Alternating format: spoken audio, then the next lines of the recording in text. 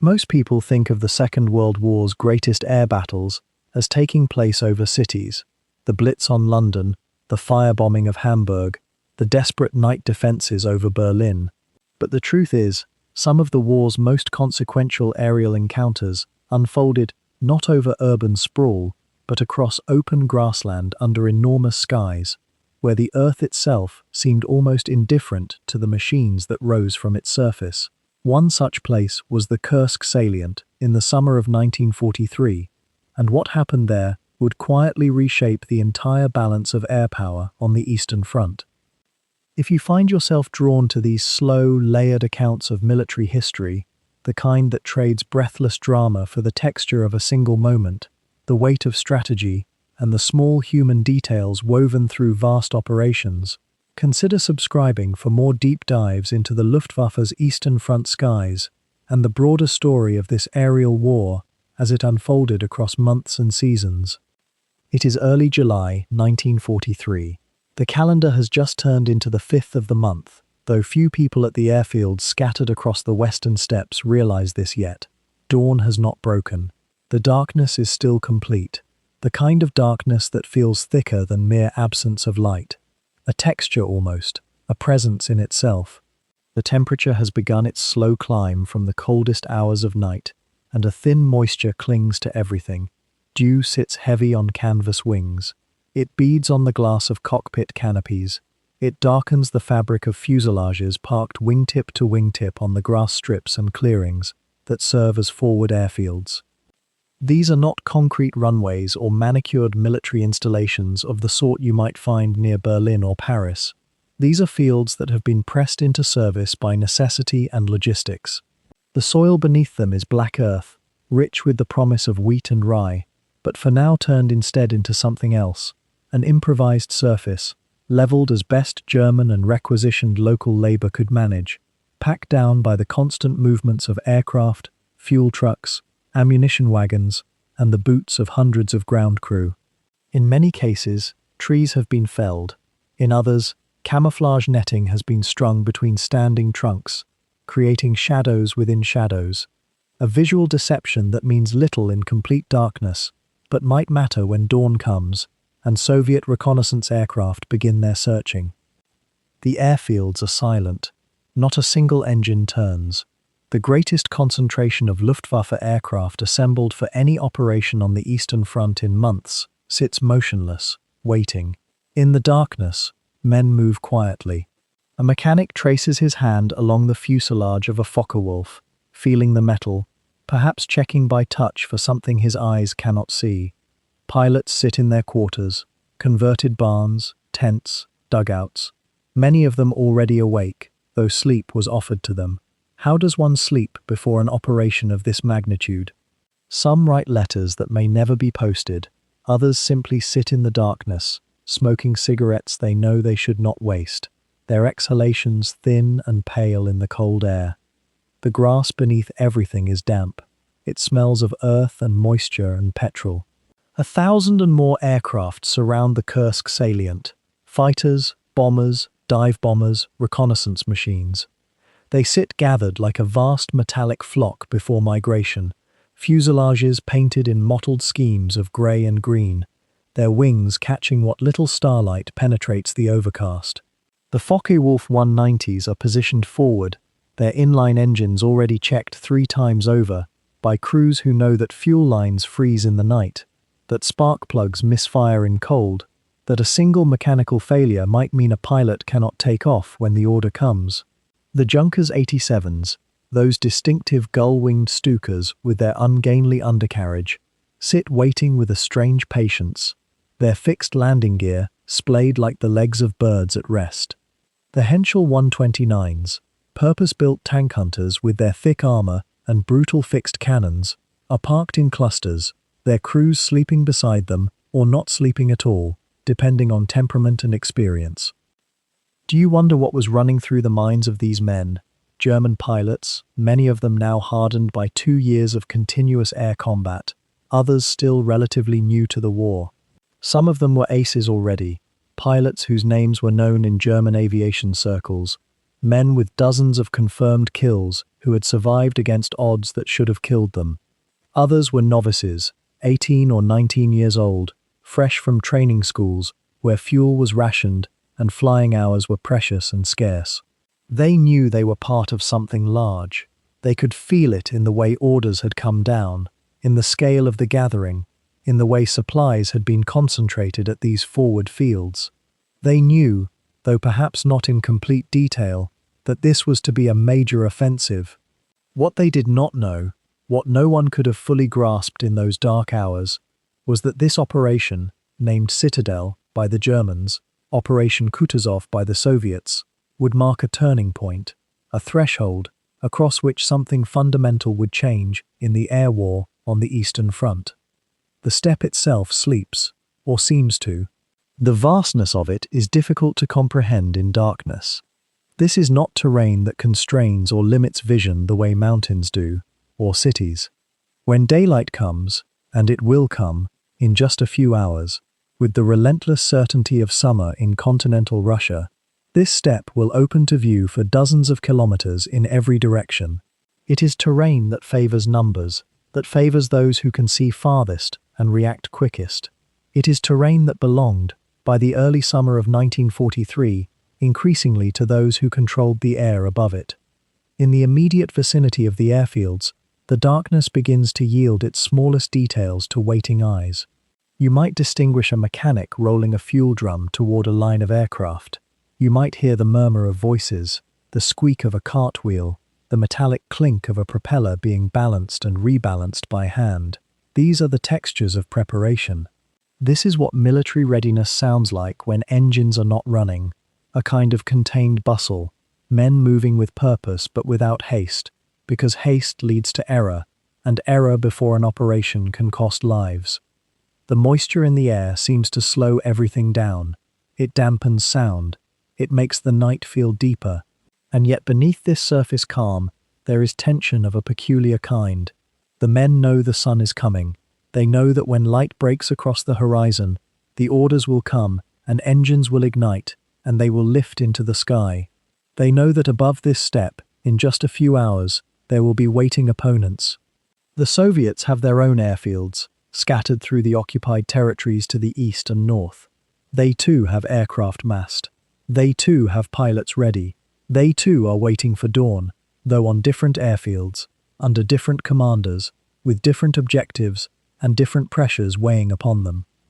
What is about to unfold is not a single battle but a series of encounters stretching across weeks, a vast aerial campaign that will consume fuel and spare parts, and lives in quantities that will seem, even now, almost impossible to comprehend. It will involve not hundreds of aircraft, but thousands. It will involve pilots from different nations, different training systems, operating under different tactical doctrines, all converging on this one place at this one moment in history. But that moment has not yet arrived, for now, there is only stillness. There is only the dew on wings and the waiting. There is only the knowledge, held quietly by every person on these grass airfields, that history is about to be written in the sky above them, and that each of them, whether they live to see the outcome or not, is about to become part of something vast and terrible and transformative.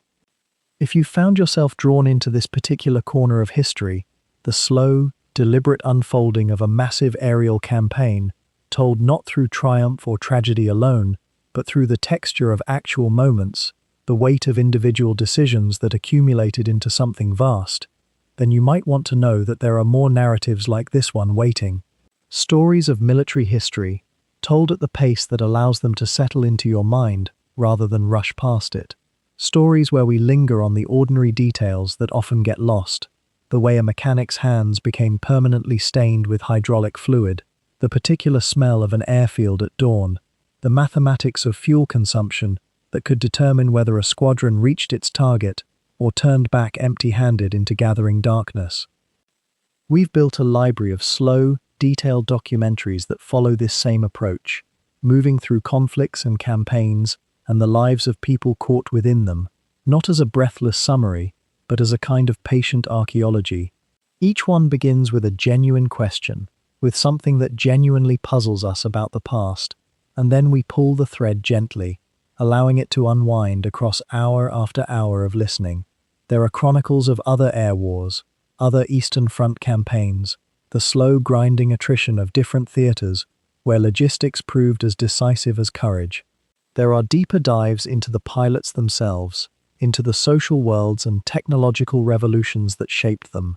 There are narratives about the people on the ground below, watching the skies change color with incoming aircraft, keeping their own careful records of what they witnessed.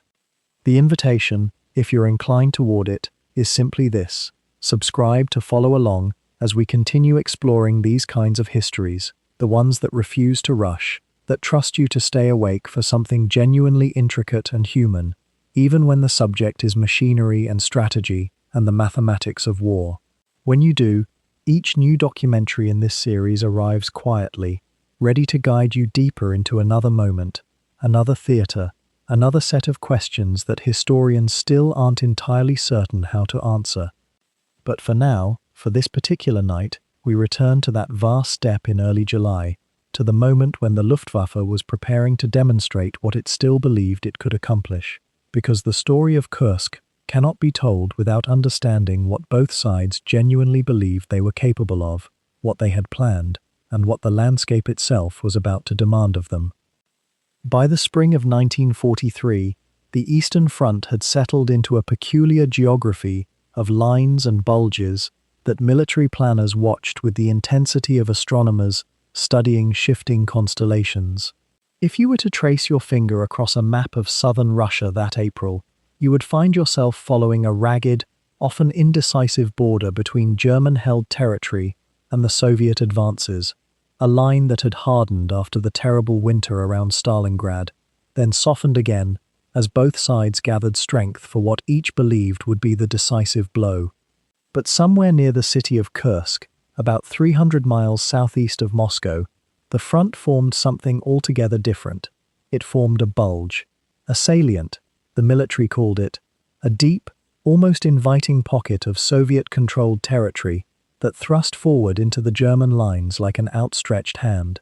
For a moment, imagine you are studying this map in a planning room in Berlin, or perhaps in Moscow. The salient is hard to ignore. It draws the eye.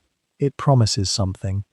The Kursk salient had formed almost by accident through the preceding months of advance and retreat, thrust and counter-thrust, the natural result of armies moving across a landscape too vast and broken to hold perfectly straight lines. But accident or not, by spring it had become precisely the kind of geographical feature that no general could look at without a thought forming in his mind. Here was German territory on three sides. Here was a pocket that might be pinched, that might be closed, that might trap enormous Soviet forces in the middle of the steppe, with no easy route of escape. The Soviet forces inside the salient numbered in the hundreds of thousands, as many as 2 million men by some estimates, spread across a vast arc that curved around the bulge like fingers on a hand. For the Germans, who had suffered grievously at Stalingrad and felt the weight of endless Soviet manpower wearing them down, the salient represented an almost theological opportunity. Here, they might inflict a catastrophic defeat. Here, they might regain the initiative that had slipped from their fingers in the winter darkness months before. The plan, which would come to be called Operation Citadel, or Unternehmen Kursk in the German lexicon, was elegantly simple in its conception. From the north, Army Group Center under Field Marshal Günther von Kluge would drive southward into the tip of the salient. From the south, Army Group South under Field Marshal Erich von Manstein would thrust northward. The two armies would meet somewhere in the middle, the salient would be sealed, and the trapped Soviet forces would be destroyed in a grand encirclement, a Kesselschlacht of monumental proportions. It was Cannae, it was Tannenberg, it was every military textbook example of victory through maneuver and concentration of force. Yet even as German planners drew their lines and calculated distances, they understood that such a maneuver could not succeed on the ground alone. The skies above the salient would be equally contested, perhaps even more so. This is where the air war began its subtle prelude. Throughout May and into early June, both the German and Soviet high commands recognized that whoever controlled the skies above Kursk would exert an invisible dominion over everything that happened below.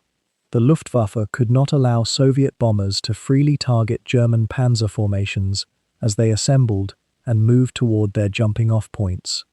The Red Air Force, for its part, could not permit German fighters and dive bombers to ravage Soviet defensive positions or to operate unmolested over the salient itself, and so, quietly but with unmistakable purpose, both sides began moving aircraft toward the region as if drawn by magnetism. The Luftwaffe started concentrating squadrons into forward airfields, small grass strips, and hastily prepared fighter bases scattered across the Ukrainian and Russian countryside, each one positioned to offer maximum coverage over the salient and the approaches to it. The fields themselves were vulnerable, exposed to enemy attack, but they were positioned forward nonetheless, because proximity meant altitude gained, fuel saved, and more time in the air over the target. Soviet air armies, meanwhile, began their own careful repositioning, establishing new squadrons and air defense networks in a widening arc around the salient's perimeter. The forests to the north began filling with aircraft. The steppes around the salient itself became dotted with new airfields and dispersal areas. What is striking, when one studies this period of early summer 1943, is the methodical, almost liturgical quality of these preparations. There was no great drama in it, no visible massing of aircraft in sensational formations. Instead, there was a slow, patient accumulation, a squadron here, a staffel there, mechanics and support crews arriving by truck and rail, ammunition dumps growing, fuel storage tanks being constructed or camouflaged. German air commanders were determined that the Luftwaffe would not be surprised or overwhelmed as it had been at other moments in the war. They had learned costly lessons from the earlier Russian campaigns. They understood that Soviet pilots, once dismissed as poorly trained cannon fodder, had become formidable adversaries. They flew with growing confidence. Their aircraft, while perhaps individually less sophisticated than German fighters, could often outnumber the Luftwaffe and operate with the advantages of defensive territory. And so the Luftwaffe gathered its strength, concentrated its most experienced units, and prepared to meet the coming battle with something resembling parity, or so the pilots believed. The Soviet side, by contrast, approached the massing with a different kind of certainty.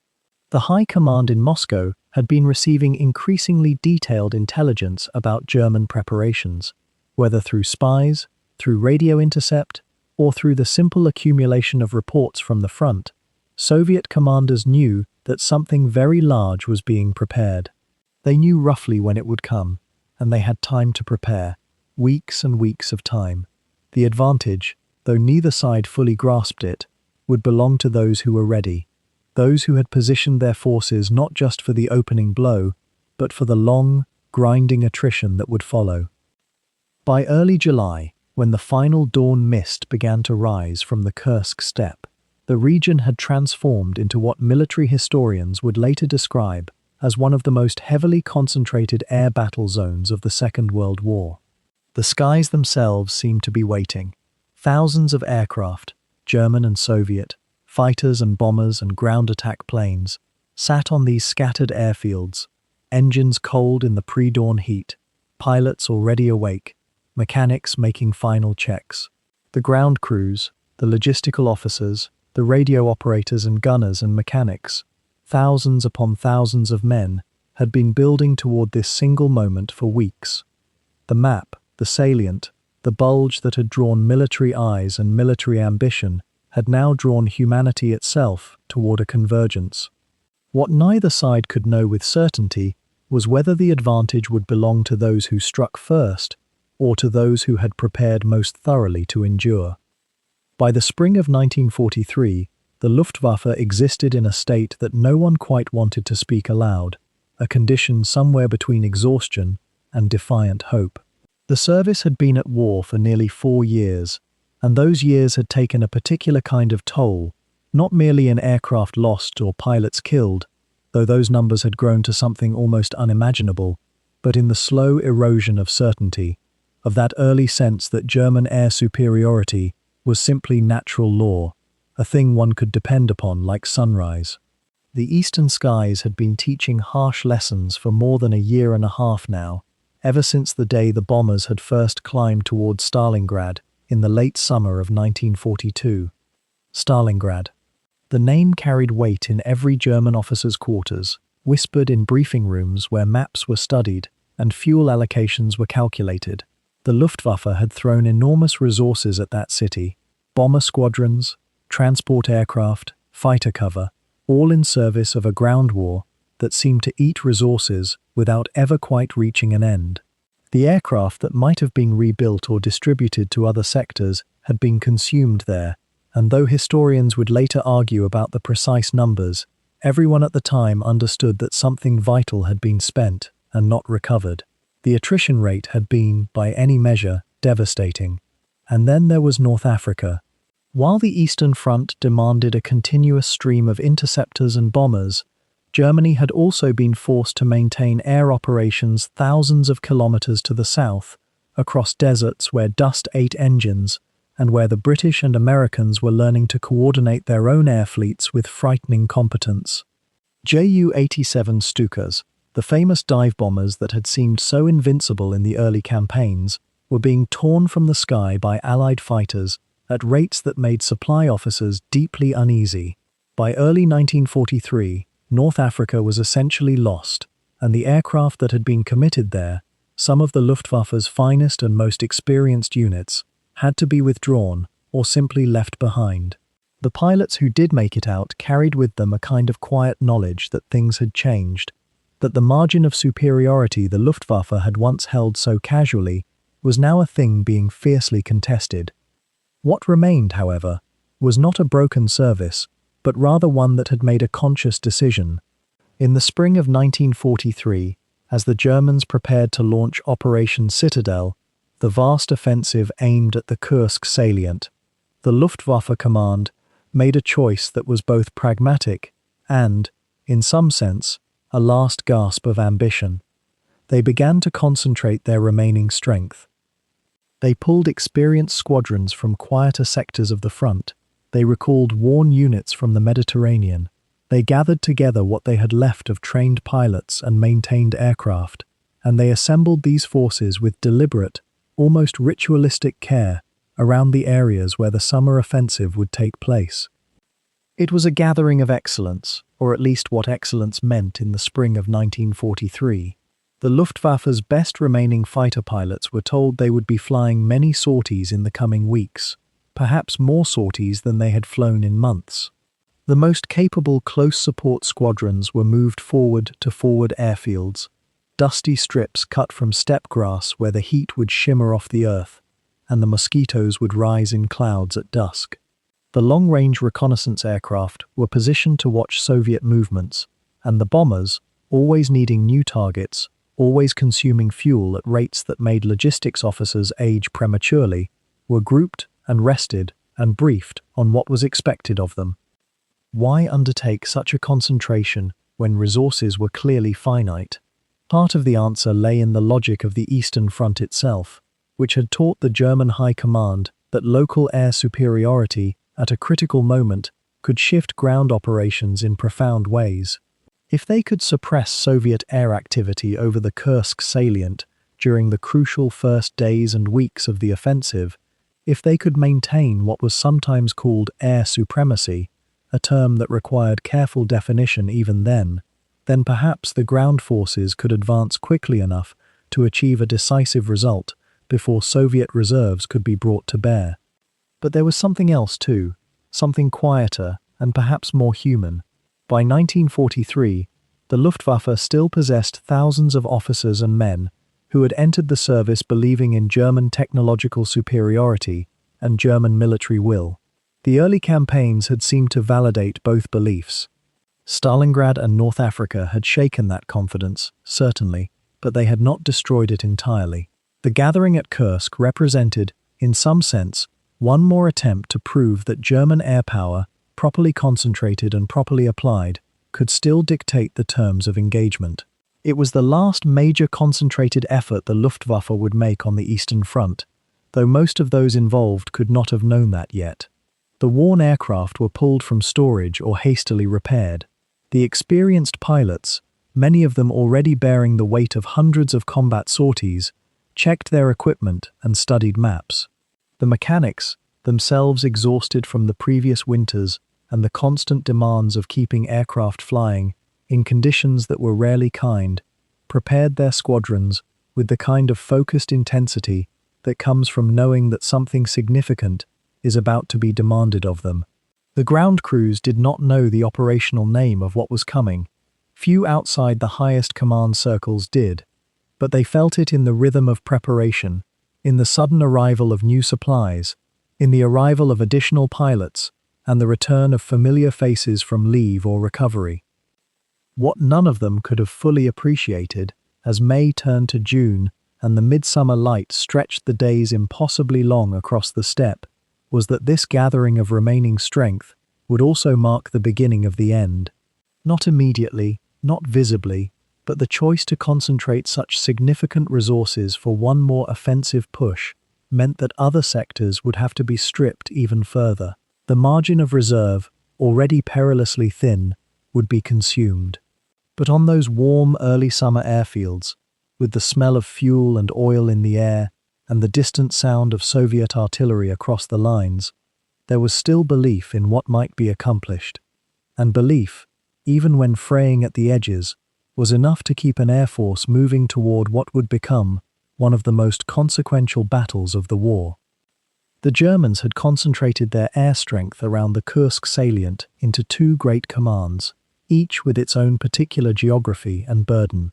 Luftwaffe 4, under the steady hand of General Alexander Löhr, held the southern approaches, stationed across Ukraine with its headquarters in positions that allowed direct coordination with Army Group South. To the north, Luftwaffe 6, commanded by General Robert Ritter von Graim, a man known for his quiet efficiency and attention to detail, oversaw the airfields and scattered bases around the salient's northern face. Between these two fleets, and this is a detail often overlooked in the larger narratives of tanks and strategy, lay something far more complex than mere geography. It was a web of logistics so intricate, so dependent on the smooth functioning of dozens of supply chains, that the actual machinery of air war sometimes seemed almost secondary to the machinery of keeping aircraft in the air at all. Von Graim was 51 years old by the summer of 1943, a veteran of the First World War, with the kind of calm authority that comes from having seen mechanized warfare evolve across 25 years. Under his command in the north lay perhaps 800 serviceable aircraft, though the word serviceable concealed 1,000 small failures and repairs. Löhr in the south commanded a comparable strength, and together, on paper, this represented a concentration of air power that looked formidable. Yet the reality of those numbers lived in the heat and dust of summer airfields, in the sweat of men working through humid nights, in the careful accounting of every liter of fuel that could be spared. The fuel itself was perhaps the truest measure of what was possible. Kursk would demand an unprecedented sortie rate, repeated missions by the same aircraft flown by the same crews, day after day. Each sortie burned fuel that had to come from refineries hundreds of kilometers distant, fuel that had to be transported by rail and truck through a landscape where Soviet partisans remained active in the forests. The German logistics officers, men whose names would never appear in histories of the battle, began calculating months in advance how many tons of aviation fuel could be pre-positioned around the salient's airfields. The figure they arrived at was both impressive and worrying. Impressive because it represented an immense effort of coordination across the entire German war economy. Worrying because everyone involved knew it might not be enough if the battle extended beyond the first weeks, if the Soviets held longer than expected, if the sortie rate had to climb higher still. Consider for a moment the peculiar problem of spare parts. A Focke-Wulf 190 fighter carried countless components, each subject to wear, each capable of failure: an engine cylinder head, a landing gear strut, hydraulic lines, magnetos.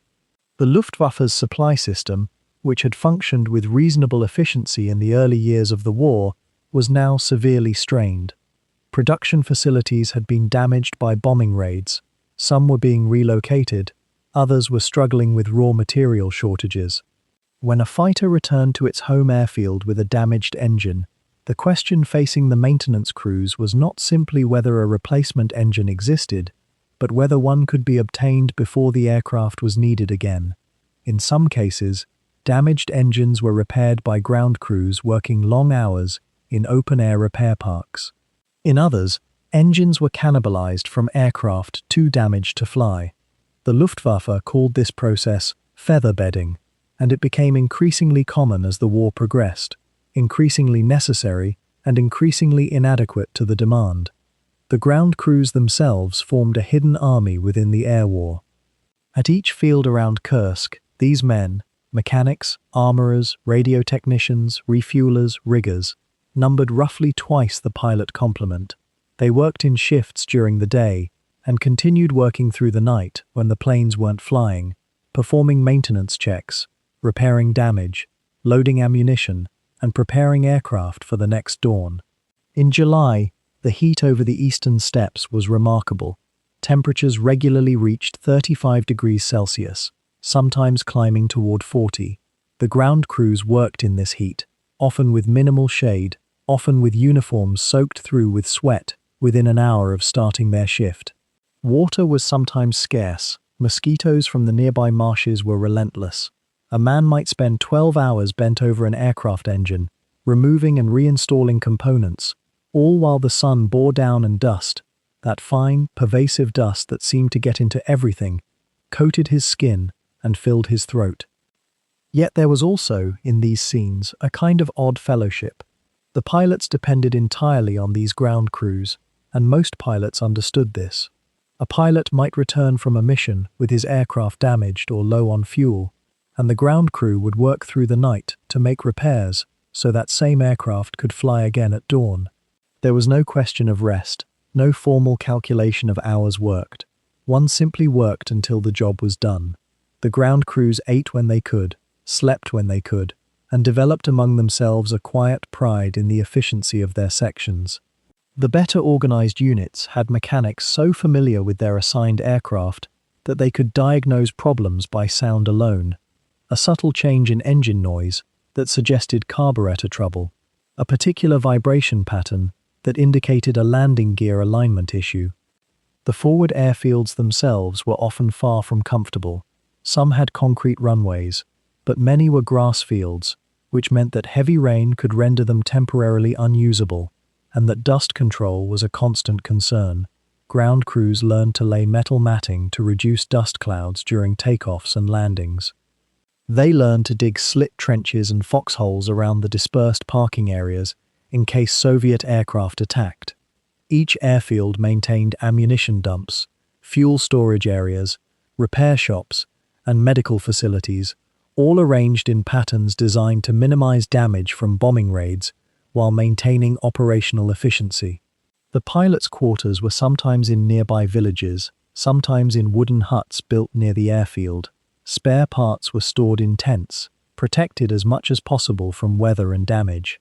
Communications ran between the airfields and the command posts, allowing orders to flow down and information about aircraft status and readiness to flow back up. General von Greim, moving among his northern bases, would have seen this landscape of human effort and machinery stress.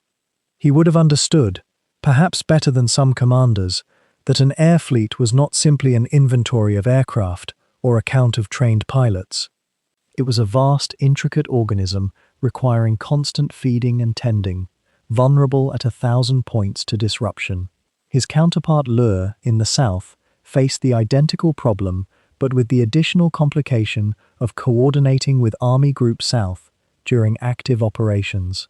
Both men knew that the next few weeks would demand everything their organizations could provide. Both understood, though neither could say so directly, that the margin for error was now quite thin. The machines themselves, of course, had grown more sophisticated and more desperate in equal measure by that summer of 1943. The Focke-Wulf 190, that broad-winged fighter that had so startled the Allies when it first appeared over the Channel years earlier, remained one of the finest air combat machines in service anywhere. Its radial engine, that BMW 14-cylinder power plant, with its distinctive honeycombed cowling, delivered around 2,000 horsepower to a frame that seemed to gather that energy like a coiled spring. Pilots who flew it spoke of its solid, honest handling, its capacity to turn and climb with an almost stubborn persistence, though never quite matching the nimble verticality of its Soviet Yakovlev rivals. By 1943, many Luftwaffe units were flying the newer variant, the 190D, with its liquid-cooled Jumo engine stretched out in a longer nose, gaining altitude and speed, but losing some of that visceral connection to the controls that earlier pilots had loved. The 190 was a machine of compromise and refinement, carrying cannon and machine gun in the wings, fuel tanks engineered and re-engineered to extend range by another 50 kilometers here, another 100 there. Production was steady, but never quite abundant enough. And sitting in the cockpit of a Focke-Wulf, a German pilot in July 1943 was inheriting a machine that had spent 4 years learning how to kill other aircraft. Countless small improvements grafted onto the basic design, each increment purchased with the experience of thousands of aerial encounters. But the Focke-Wulf, for all its qualities, was primarily a hunter of other fighters. Its role was to dominate the sky, to clear airspace, to protect the bombers and ground attack machines that hung beneath it like remoras on a shark. The truly distinctive birds of the Luftwaffe's Eastern Front campaign, however, were stranger and slower, and somehow more purposeful in their ugliness. The Junkers 87, the Stuka, that inverted gull-wing machine with its fixed landing gear and its screaming dive brake, had become nearly mythical by 1943, famous and infamous in equal measure, perhaps the single most instantly recognizable aircraft of the war, its silhouette burned into memory by newsreels and photographs. The Stuka had been a terror in the opening years, when air superiority belonged to Germany and dive-bombing precision could break armies. But by 1943, it was becoming a relic, a beautiful and deadly relic, but a relic nonetheless. Soviet fighters could outrun it, outclimb it, outmaneuver it entirely. Yet for the Kursk operation, the Luftwaffe had gathered what Stukas remained serviceable, and many of them carried a new modification, the Stuka G variant, equipped with 2 enormous 37mm cannon in underwing pods, making of it something between a dive bomber and an anti-tank gun launched from the sky. Those cannon rounds were devastating against the steel hulls of Soviet tanks. The Stuka had become, in essence, a one-trick specialist, and that trick was destroying armor from above.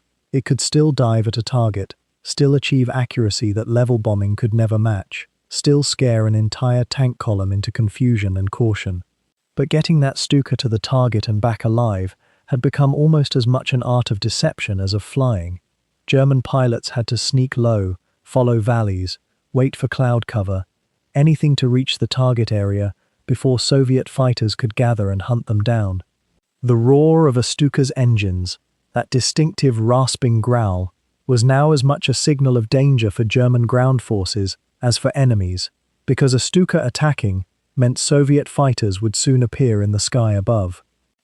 And then there was the Henschel 129, a machine far fewer people have heard of, yet in many ways the most perfectly specialized aircraft the Luftwaffe ever built for the Eastern Front.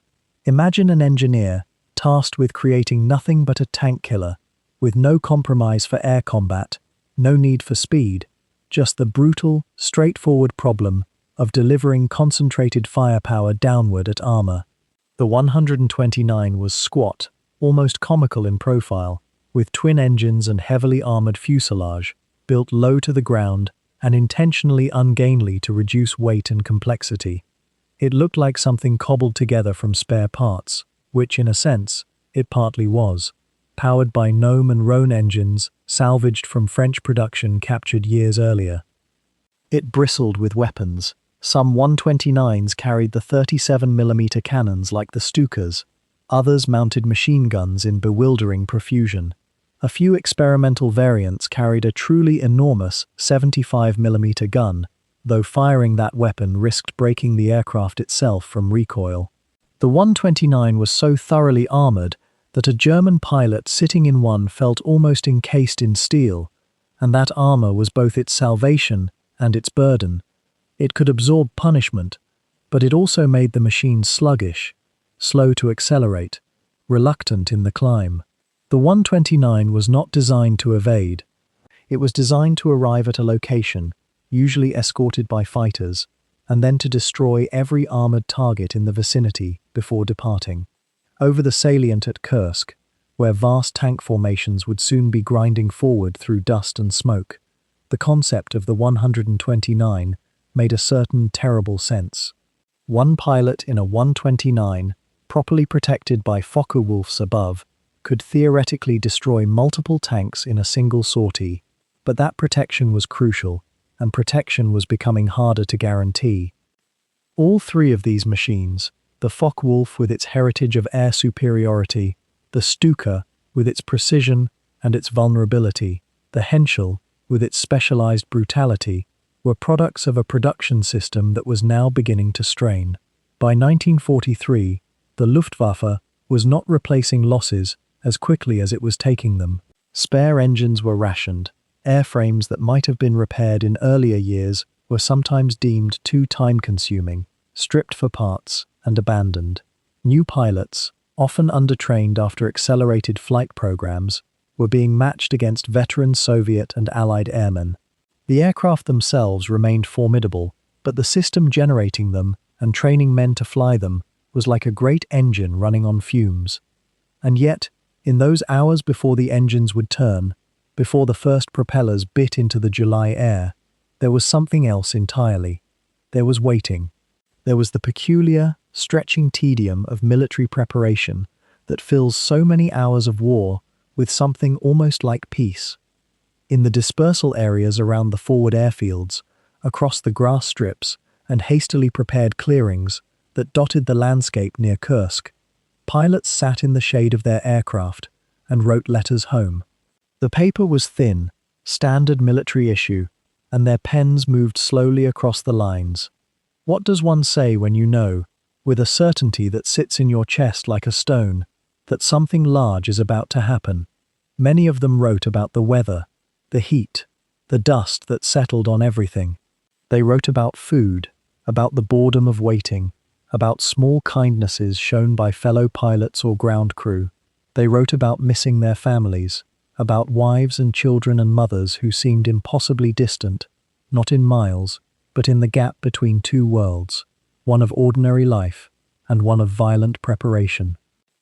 Unteroffizier Klaus Hartmann, a pilot with Jagdgeschwader 3, one of the elite fighter units that would fly during the battle ahead, sat beneath the wing of his Focke-Wulf 190 on the morning of July 3rd and wrote to his wife in Bavaria. He mentioned the heat. He mentioned that supplies were good, that the squadron was ready, that there was a strange quietness to everything despite the constant activity. He did not tell her that he expected to fly combat missions. He did not tell her that other pilots had been lost in similar operations. He wrote instead about the sounds of the steppe at night, about how different it was from home, how the stars looked somehow larger. His letter was never mailed. It was found in his effects after he was killed in air combat on the 5th day of the battle. But before that came hours of sitting.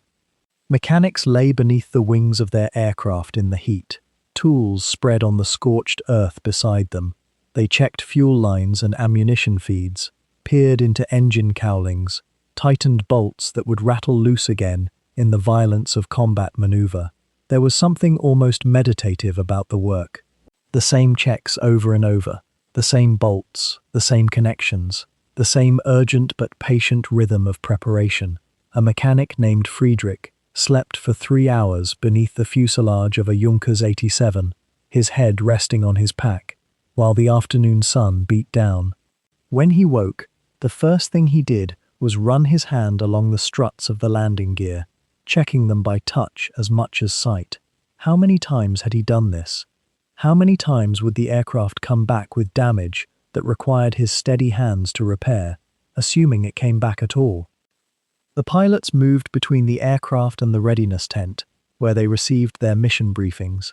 But on the days before the operation, there were no missions yet, only waiting. They studied maps. They memorized headings and landmarks, the rivers and roads and collective farms that dotted the landscape below. They flew practice intercepts against each other, short flights that kept them sharp and kept the mechanics occupied. They cleaned their weapons. They checked their oxygen masks. They reviewed procedures they had already reviewed 100 times before. There was a strange quality to this waiting that would be familiar to any soldier in any war. The paradox of wanting something to happen and dreading it simultaneously. The knowledge that when the operation began, the rhythm of life would change entirely. Sleep would become irregular, fear would become constant and therefore, paradoxically, almost normal. For now, though, there was still a kind of routine. Breakfast, work, lunch, more work, letters home, cleaning, sleep. The ordinary tedium of preparation, which is itself a kind of mercy. Lieutenant Hans Greifenstein, a Stuka pilot with Sturzkampfgeschwader 1, remembers in an interview recorded in 1978 the particular boredom of those days. He describes sitting on a canvas chair outside his tent, watching other pilots play cards, unable to concentrate well enough to join them. He describes the anxiety that came not as a spike, but as a constant low hum beneath everything. He says that the heat made it worse, that the dust made everything seem unreal, that he found himself studying the faces of the pilots around him and wondering, without any particular emotion, which of them would still be alive in 2 weeks. He was 23 years old. The ground crews worked in organized chaos. Spare engines were checked and serviced. Ammunition was sorted and counted and loaded into the aircraft in careful patterns. Fuel trucks moved between the dispersal areas, their movements coordinated by dispatch riders on bicycles. Radio operators tested their sets. Armorers sharpened cannon ammunition feeds. Supply sergeants tallied what they had and what they needed. The logistics of war are vast and mostly invisible, but they are never absent. Every hour before the battle is an hour spent ensuring that when the battle comes, the machinery will function. And yet there was laughter too. Men told jokes. They played music on a small portable radio when officers weren't paying attention. They shared cigarettes and coffee made so strong it was almost bitter. They complained about the food and the weather and the lack of mail from home. They bragged about previous victories and speculated quietly about what was coming.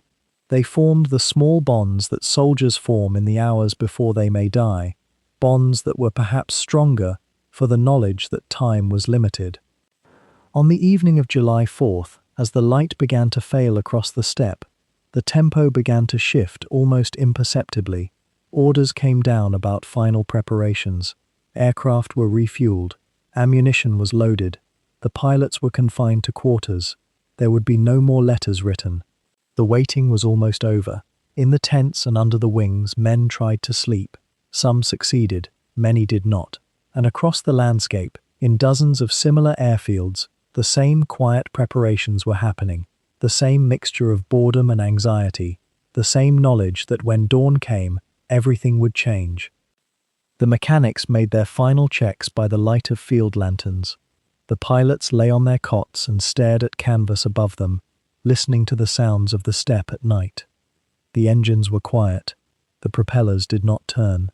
But in the morning, they would.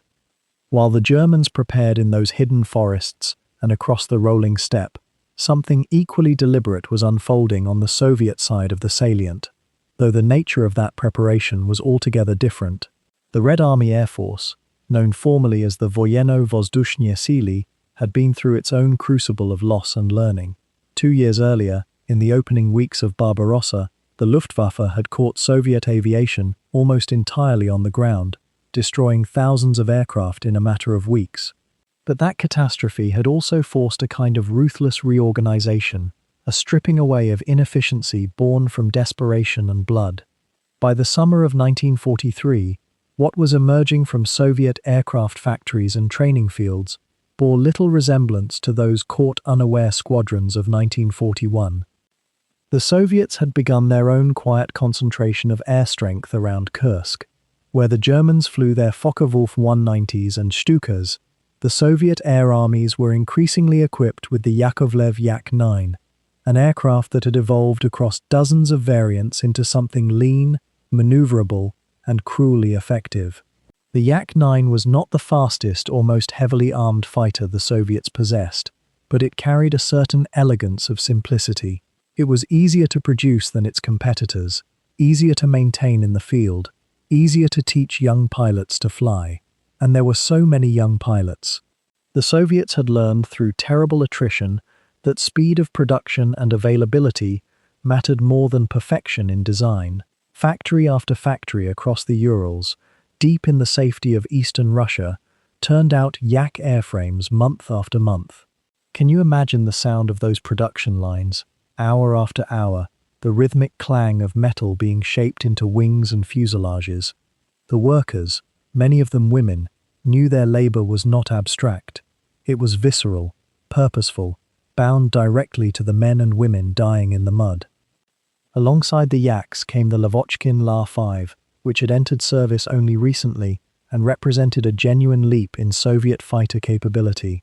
The La-5 was heavier than the Yak, more powerful, and its Shvetsov engine gave it performance characteristics that could trouble even the German Focke-Wulf at certain altitudes. It was not a match in every metric.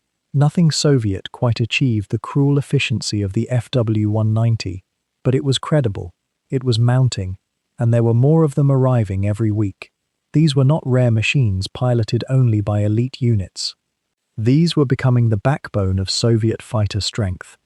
But perhaps the deeper shift in Soviet air capability lay not in individual aircraft at all, but in the expanding nervous system of detection, coordination, and communication that the Red Army was weaving across the front. While the Germans relied largely on visual observation, ground control from corps-level headquarters, and the radio traffic that bound their fighters to their ground units, the Soviets had begun constructing something more systematic. They had radar, crude by the standards that would develop later, but functional. They had observation posts strung across the salient in increasingly dense patterns, manned by soldiers with field telephones and signal flags, watching the sky with patient intensity. They had women, many of them, serving as air spotters and telephone operators, relaying information down through layers of command with a precision that sometimes astonished the combat pilots themselves. How often do we think of radar operators and telephone dispatchers as being part of the air war? Yet they were, in every sense that mattered. The Soviet air armies around Kursk were organized under commanders like General Sergei Rudenko, whose air force would soon be redesignated as the 16th Air Army for this very operation, and his counterpart to the south, General Stepan Krasnov, who commanded the 2nd Air Army.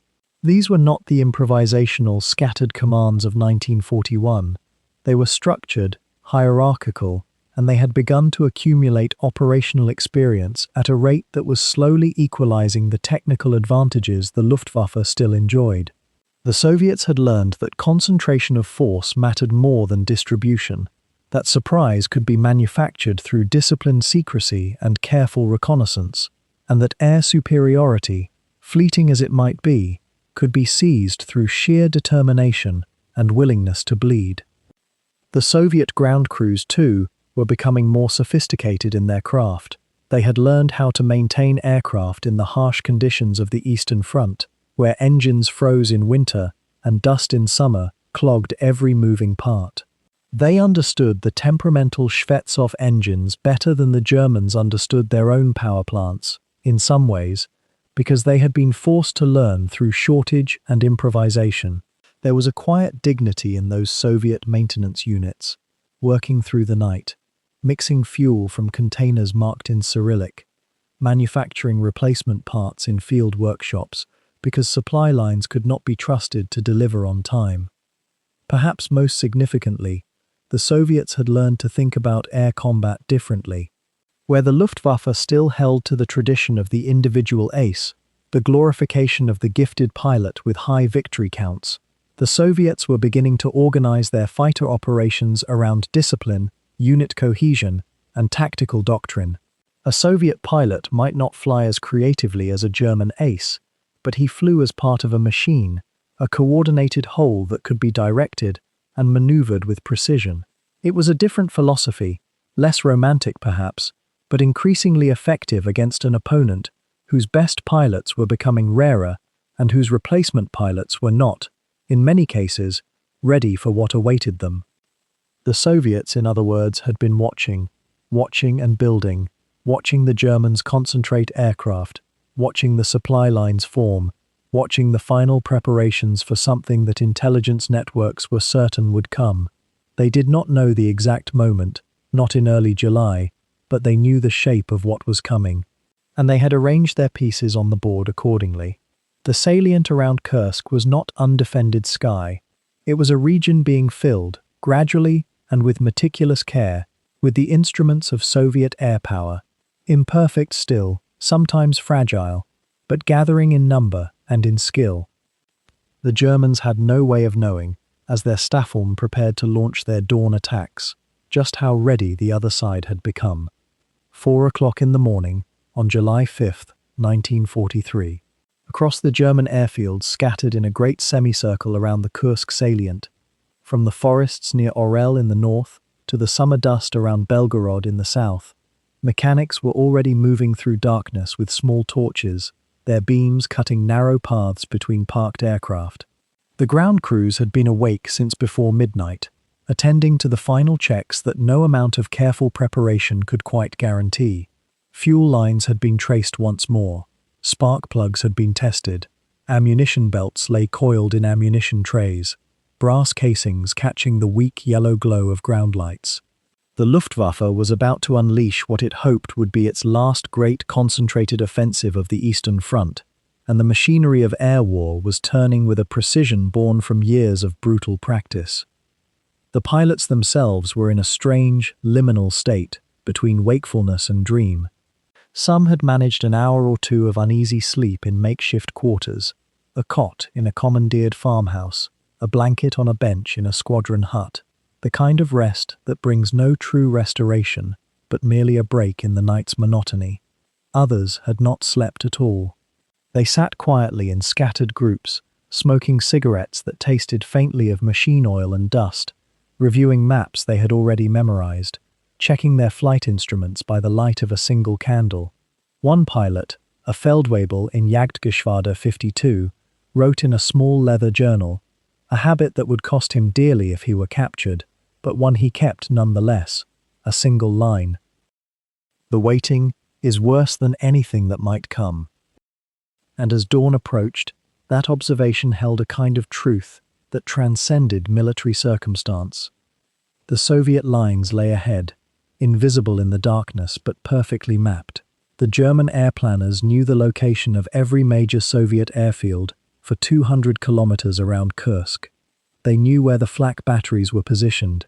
They knew, or believed they knew, approximately where the Soviet fighters would be. What they could not predict, of course, was the moment-to-moment decision of a Soviet pilot scrambling in darkness, or the luck of cloud cover, or the simple fact that a Yak fighter might be climbing through exactly the altitude a German bomber was descending into. But planners rarely dwell on such uncertainties. Instead, they focus on the mechanics of orchestration, and orchestration required precise timing. The first waves were bombers, Junkers 88s and Heinkel 111s, modified for bombing runs and armed with incendiary clusters and fragmentation bombs, meant to disrupt the Soviet artillery positions that had been identified and then re-verified, then confirmed again through weeks of observation around the northern and southern shoulders of the salient. These were not glamorous aircraft. They were workhorses, fitted with armor plating that made them sluggish, dependent on their speed and formations for defense rather than any ability to maneuver with agility. The crews aboard them were a mix, veterans of campaigns in Africa and France, some men who had been flying since the opening months of the war in 1939, and younger pilots, some barely 20 years old, who had never seen anything but the Eastern Front's vast and exhausting sky. At approximately 4:30 in the morning, Luftwaffe 4 in the south received the signal. Engines coughed alive. The sound, which would have seemed deafening anywhere else, was almost swallowed by the immensity of the steppe. Mechanics pulled away chocks. Pilots ran through their final instrument checks. And then, one by one, aircraft began to move, slow, heavy, rolling across grass strips that had been specially prepared and repeatedly combed to remove stones that might cause damage. The wheels kicked up dust that hadn't yet settled when the next aircraft began its taxi run. Imagine, for a moment, the perspective of a mechanic standing to the side of one of these airfields. The sound would have grown from a distant hum to a roar that seemed to bypass the ears entirely and register as vibration in the bones themselves. Dust would have risen in columns, catching the first grey light of approaching dawn, transforming visibility to perhaps 20 meters in either direction. The aircraft would have seemed to emerge from this murk like ships breaking through fog, and once airborne, they would have banked in loose formation, gathering altitude in a spiraling climb toward the northeastern sky and the Soviet positions beyond. The first bombers crossed the front line at approximately 5:15 in the morning. It is worth pausing on that moment, because it represented something different from the thousands of bombing raids the Luftwaffe had conducted in the east before. This was not a raid in response to Soviet action, nor a probing attack, nor a desperate attempt to influence a local tactical situation. This was the beginning of a coordinated, massive, and deliberately planned offensive air campaign. 2 air fleets were operating in concert. Thousands of sorties had been coordinated down to 15-minute intervals. Ground forces were waiting. Fuel convoys were staged at predetermined points. Supply lines had been stretched to their absolute limits to support what everyone understood was a final, concentrated effort. But what did it feel like to be in one of those bombers, climbing through the gradually brightening air with thousands of kilograms of high explosives beneath you and Soviet territory spreading out below? The crews have described it in various ways across various interviews recorded in the decades after the war. Some spoke of numbness, a kind of dissociation that allowed them to perform their tasks without the intrusion of conscious fear. Others spoke of a peculiar clarity where every detail, the position of the sun, the angle of light on the wings, the sound of the engines settling into their cruising rhythm, seemed impossibly vivid. A bombardier in a Heinkel 111 squadron recorded, very simply, "I thought about my mother, not anything specific, just that I should think about her, because it seemed like a thing to do." The flak was sporadic at first. The Soviets had advance warning of the raid. Their observation posts and their developing radar network had detected the buildup of German aircraft on the airfields for some time, but the exact moment of strike was still caught somewhat by surprise. The anti-aircraft batteries around the nearest Soviet positions began firing almost immediately, sending tracers up into the dawn air in long, looping arcs. From the perspective of the bomber crews, these tracers seemed almost balletic, beautiful in a terrible way, rising past the formations and then falling harmlessly behind. It would only be later, in the casualty lists and the damaged aircraft returning on 1 or 2 engines, that the lethality of these defenses would become apparent. The bombing began at 5:30. Over the Soviet artillery positions around Orel and Belgorod, the sky briefly lit up with impact flashes. Dust columns rose to thousands of feet. For a moment, the chaos of the air seemed to overwhelm any sense of organized strategy. The individual bomber crews focused entirely on their bomb runs, on holding formation, on getting their aircraft released of its deadly weight and pointed back toward German airspace. And as the first wave of bombers began their turns back westward, a second wave was already climbing. The fighter escort for the bombers was being sent up now, Focke-Wulf 190s and Messerschmitt 109s, the interceptors and protectors that would do their best to clear Soviet fighters away from the bombing streams. These were the aircraft that had a chance to engage enemy fighters in a way bombers could not. These were the fighters that had been carefully hoarded, maintained, fueled, and prepared for exactly this moment. Behind them, if all went according to plan, a third wave would be rising within an hour. And a fourth. The Luftwaffe was committing itself to saturation. It was pouring everything it had into the first few hours of daylight on a single day in July, betting that sheer concentration of force would overwhelm Soviet defenses just long enough for the ground offensive to gain momentum. Whether that bet would pay off was a question being answered in real time, thousands of meters above the steppe, as the sun continued its climb and the day began in earnest. When the first light began to break across the Kursk salient on that morning of July 5, 1943, the sky itself seemed to thicken with motion. The initial bomber formations, having crossed the Soviet forward lines some minutes before, were already drawing fire from below, and the fighters dispatched to protect them were wheeling into position overhead like vast schools of fish moving through an invisible current. What happened next was something the participants would spend decades trying to describe, though many found that words fell short of the visceral reality of it. The dogfights that developed above the salient were not, as one might imagine from reading accounts afterward, a series of clear engagements between individual pilots. Rather, they emerged as a kind of aerial turbulence, a vertical chaos in which formations broke apart and reformed, in which the eye struggled to follow any single thread of action through the confusion. German Focke-Wulf 190s and Messerschmitt 109s found themselves meeting Soviet Yak-7s and Lavochkin fighters at altitudes between 8,000 and 15,000 feet, and the engagement zone became almost immediately obscured by contrails and the grey-white smoke of cannon fire. Below this aerial theatre, moving slowly through the dust and heat of the steppe itself, the panzer columns continued their advance. Tank commanders peering upward through the haze could see the dogfights abstractly as distant specks and contrails, but the pilots and gunners fighting there were intensely aware of the ground battle beneath them. They were, after all, fighting ostensibly to clear the skies above the armor below, and yet there was often a strange disconnection. A Stuka pilot, diving toward a Soviet artillery position, could scarcely perceive the larger air battle occurring even as his own aircraft was threatened by a Soviet fighter approaching from above.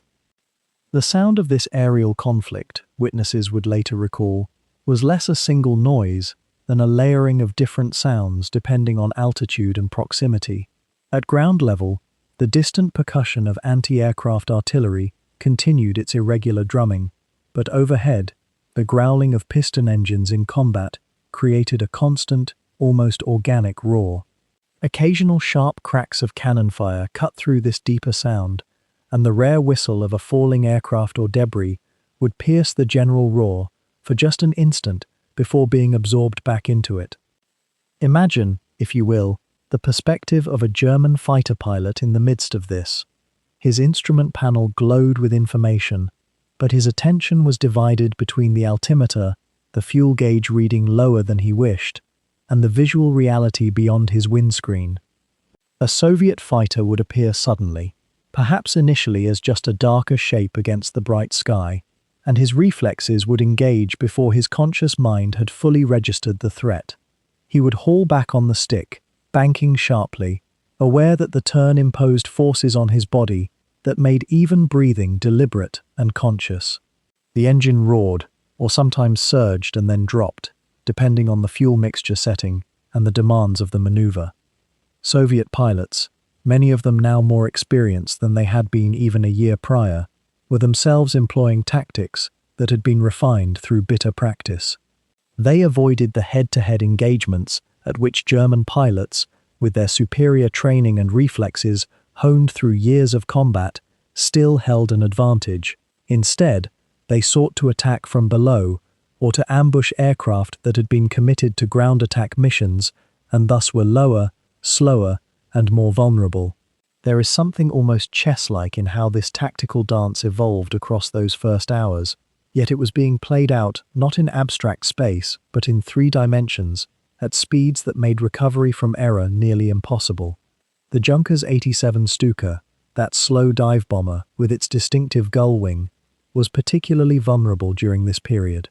These aircraft, when committed to their attacks on Soviet positions, descended through the altitude bands where the fighter engagements were occurring. A Stuka pilot descending toward his target was committed to his approach.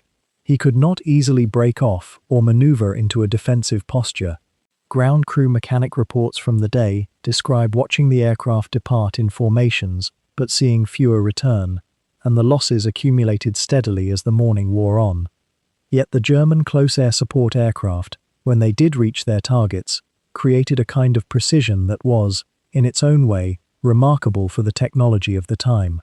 A Henschel 129, or the newer variant equipped with the 30mm cannon in an external pod, could attack a tank position with a level of accuracy and concentration of firepower that made it genuinely feared by Soviet armor crews.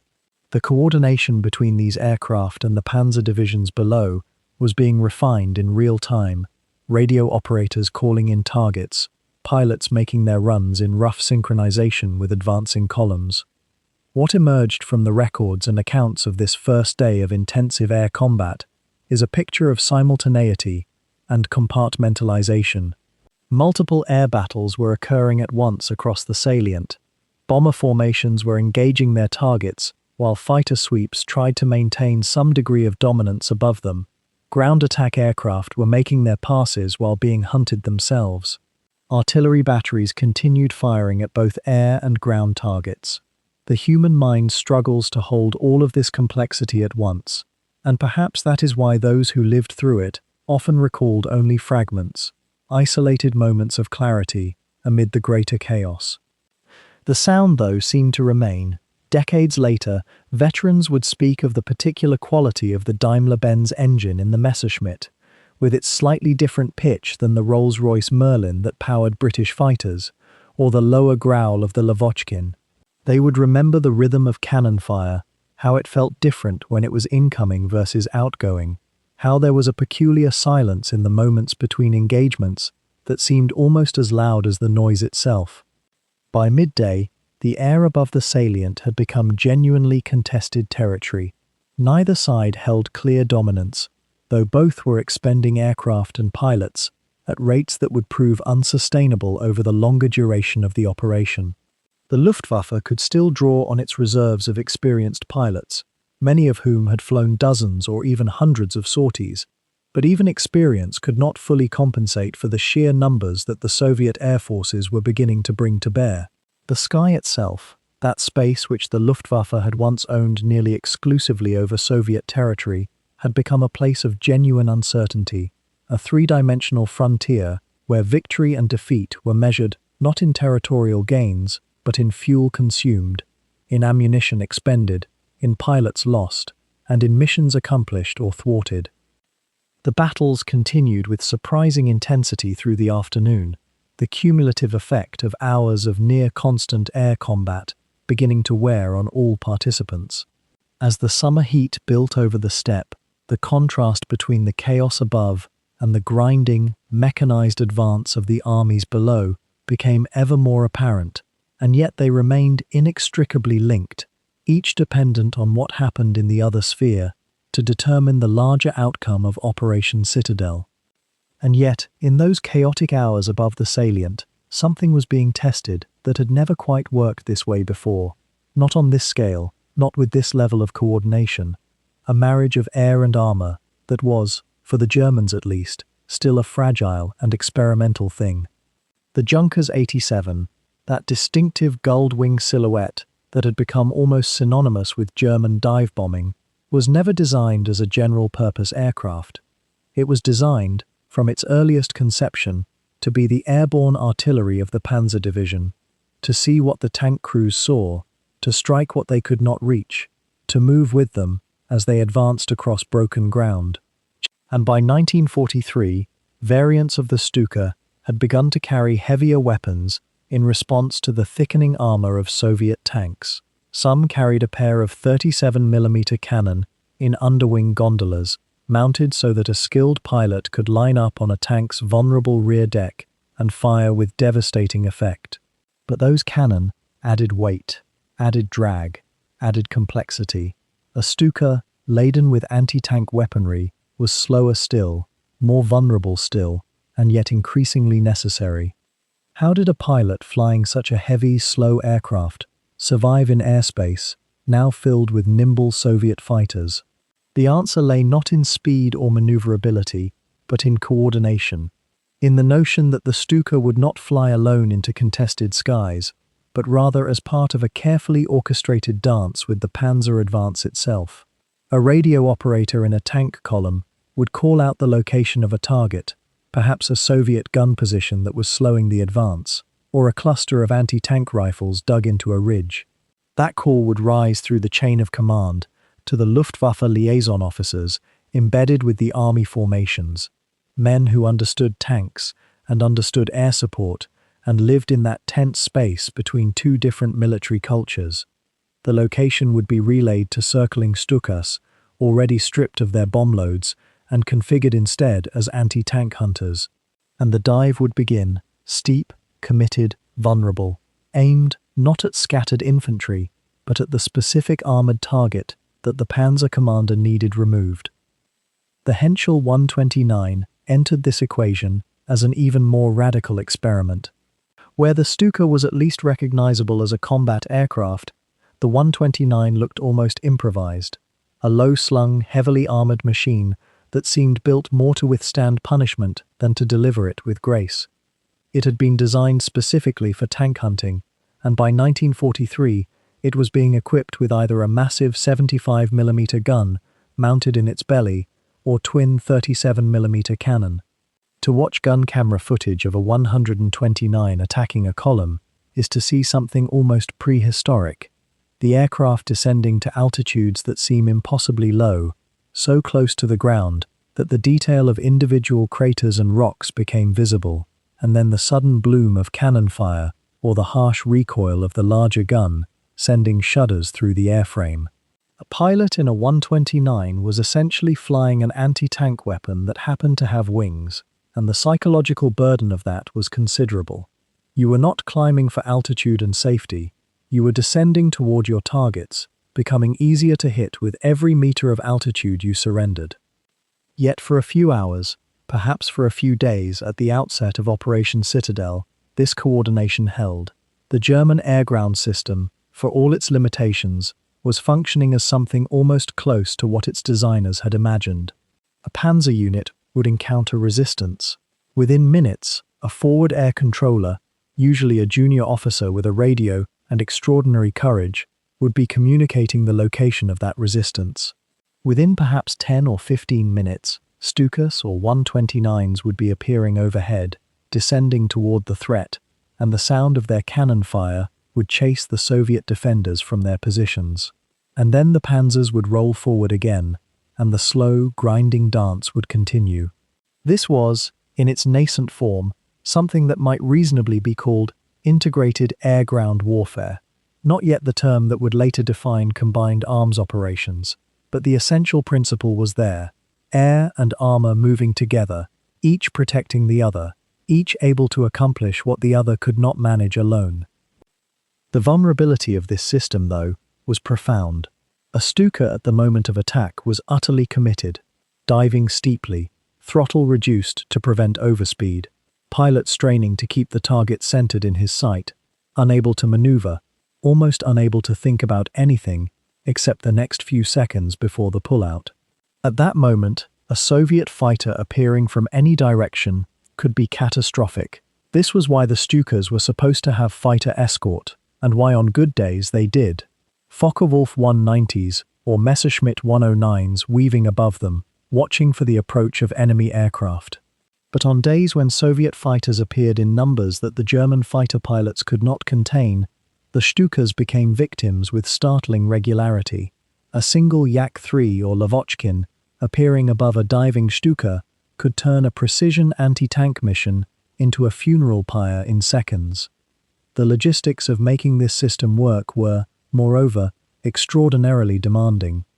Each sortie by a Stuka required not only a pilot and gunner, but careful maintenance of those precision cannon and their ammunition feeds, the loading and balancing of specialized ordnance, the arrival of that aircraft at a forward airfield in time for a ground controller to call upon it.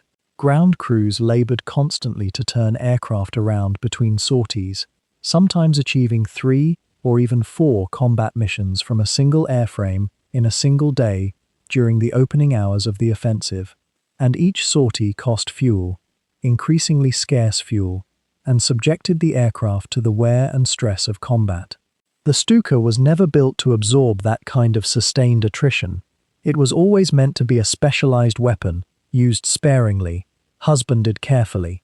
By July of 1943, the Germans were asking it to be an everyday tool, used constantly, and the aircraft and the system bearing it were beginning to show the strain of that demand.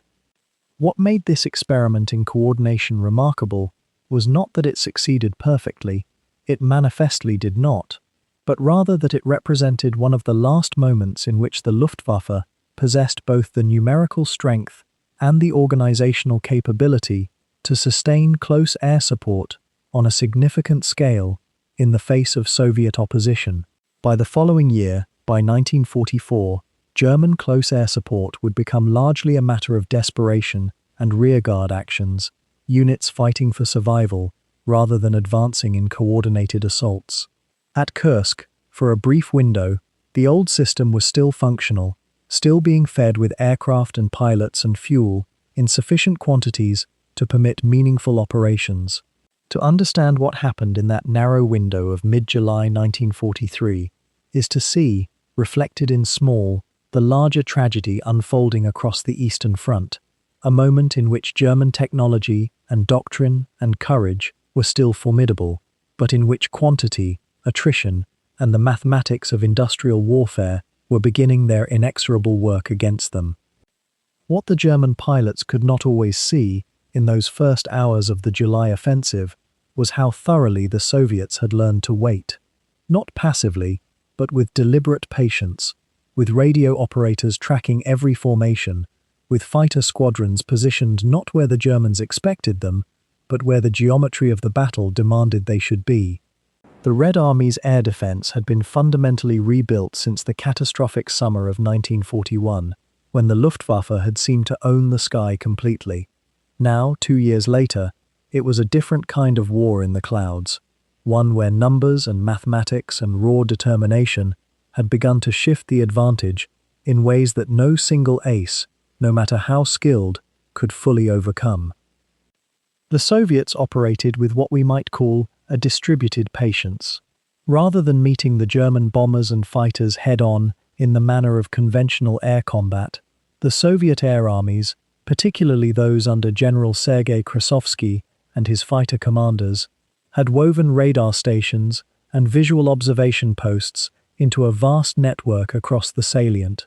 When German engines were heard starting up 40-50 kilometers away, that information flowed like water through the ground network. By the time a Focke-Wulf 190 lifted off from its forward airstrip, Soviet interceptors were already being guided, already climbing, often already waiting at altitude where cloud layers would shelter them from being spotted until the moment of attack. It was a tactic born not of cunning alone, but of necessity. The Soviets did not have the fuel reserves of earlier in the war to waste on patrol lines. They had learned instead to hunt by appointment, to strike when the odds had been calculated in advance. Below the cloud layers there was a particular danger that German pilots had come to recognize with dread. The Yak-7B and the newer Lavochkin La-5, both nimble and increasingly well flown, would position themselves at altitudes just beneath broken cloud. When a German formation passed overhead, perhaps a squadron of Stukas escorted by FW-190s, the Soviet fighters would climb through the cloud with the sun behind them, or so they attempted. They would rise suddenly into the German formation from below, where the belly of an aircraft is most vulnerable, where a pilot's view is obscured by his own fuselage. The surprise was often the point. Not every ambush needed to result in a kill. Many of the most effective ambushes simply scattered a formation, caused it to jettison its bombs, forced it to abort its mission. In the calculus of air war, that was victory enough. There is something worth pausing on here, the growing skill of the Soviet fighter pilots by mid-1943. In the very opening days of Barbarossa, German pilots had achieved almost casual superiority, racking up victory counts that seemed almost unreal. A pilot like Hans-Ulrich Rudel, the legendary Stuka pilot who would rack up more than 2,000 sorties by war's end, or Walter Novotny, another German ace, could fly sortie after sortie, knowing that the odds were stacked in their favor, that the aircraft they flew was superior in many respects, and that the men on the other side were often hurriedly trained reservists. But by Kursk, that assumption had corroded. The Soviets had had time to select their pilots carefully, to train them systematically, to rotate experienced men back to training units, to pass on what they had learned. The pilot flying a Yak-7B in July 1943 was statistically more likely to have 30 or 40 hours of combat experience than his counterpart 2 years earlier. That might not sound like much, but in fighter combat, it was the difference between intuition and blind fumbling. Consider the psychology of this, if you will. A German pilot, perhaps an ace himself with dozens of confirmed kills, would be flying what might be his 100th or 150th sortie over the salient. He had survived this long through skill, yes, but also through a kind of accumulated muscle memory, a reading of the sky that came not from instruction, but from having lived within it for so many hours. But he was also tired. The Luftwaffe, by 1943, was rotating its best pilots less frequently, expecting them to carry more of the load, to mentor the new men, while also maintaining their own combat edge. The attrition was grinding, and the enemy he faced was no longer an abstraction, no longer the supposedly inferior Soviet pilot. The enemy had learned, had adapted, had his own skill and his own will. Soviet fighter tactics had also begun to shift, moving away from the rigid group formations that German tactics had exploited so thoroughly in 1941 and 1942. The Soviet pilots, influenced by captured German pilots they had interrogated, and by their own hard experience, were beginning to favor looser, more flexible pairings. Two aircraft working in concert, with a more skilled pilot covering his wingman, could maneuver more fluidly, could respond to threats more quickly than the rigid Vic formations that both sides had sometimes preferred. It was a tactical innovation that didn't require superior aircraft. It required only intelligence and adaptability. And there were specific squadrons, specific regiments of the Soviet Air Force, that had begun to develop reputations, even among the Germans. The Guards regiments, elite units formed from the best pilots, flew with a coordination and aggression that surprised veteran Luftwaffe pilots. When these units encountered German formations, the exchanges were often brutal and fairly matched, sometimes even favoring the Soviets. The arithmetic was beginning to change. In the very early stages of German air superiority, one German pilot might shoot down 2 or 3 Soviet pilots before being himself killed. By Kursk, that ratio was narrowing. Some German pilots were being jumped by 2 or 3 Soviet fighters coordinating their attack. Some German formations were being driven off by roughly equal numbers of Soviet aircraft, when previously outnumbered German formations had routinely shot their way through. What emerged from this gradual shift was a kind of equilibrium, fragile and shifting by the hour, but real nonetheless. The German Luftwaffe at Kursk was not being outclassed, not quite, but it was being matched, and on a front where German supply lines were stretched, where fuel was becoming a genuine concern, where pilot rotation was becoming less regular, being matched was the same as slowly losing ground. The Soviets were also, we should note, beginning to field more aircraft.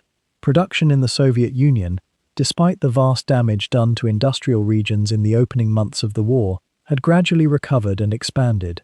New factories were coming online in the Urals, beyond the range of German bombers. The Soviet air industry, by mid-1943, was producing more fighters than the Germans could produce, and producing them more consistently. The Yak-7 and La-5 were not radical improvements on earlier Soviet designs, but they were competitive. They were good enough. And there were more and more of them, appearing in formations that seemed to German pilots to be endless.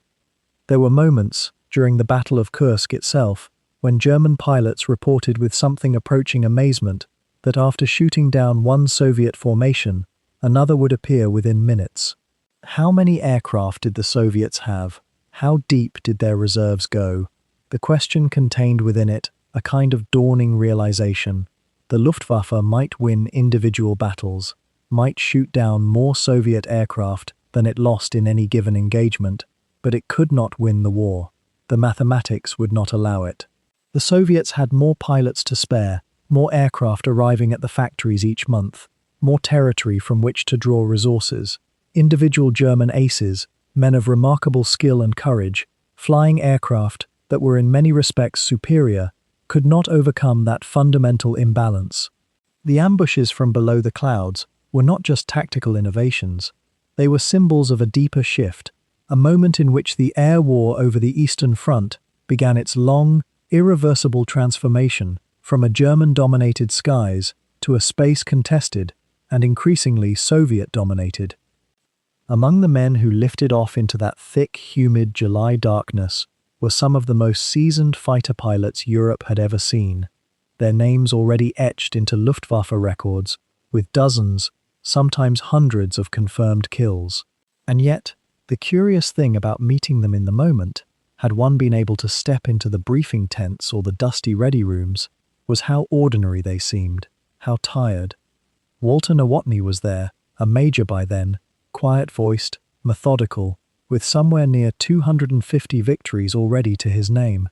He had survived North Africa, survived the brutal grinding campaign in the Mediterranean, and by the summer of 1943 he carried the weight of that survival in the slight stoop of his shoulders and the way he moved between aircraft with an almost ritualistic patience.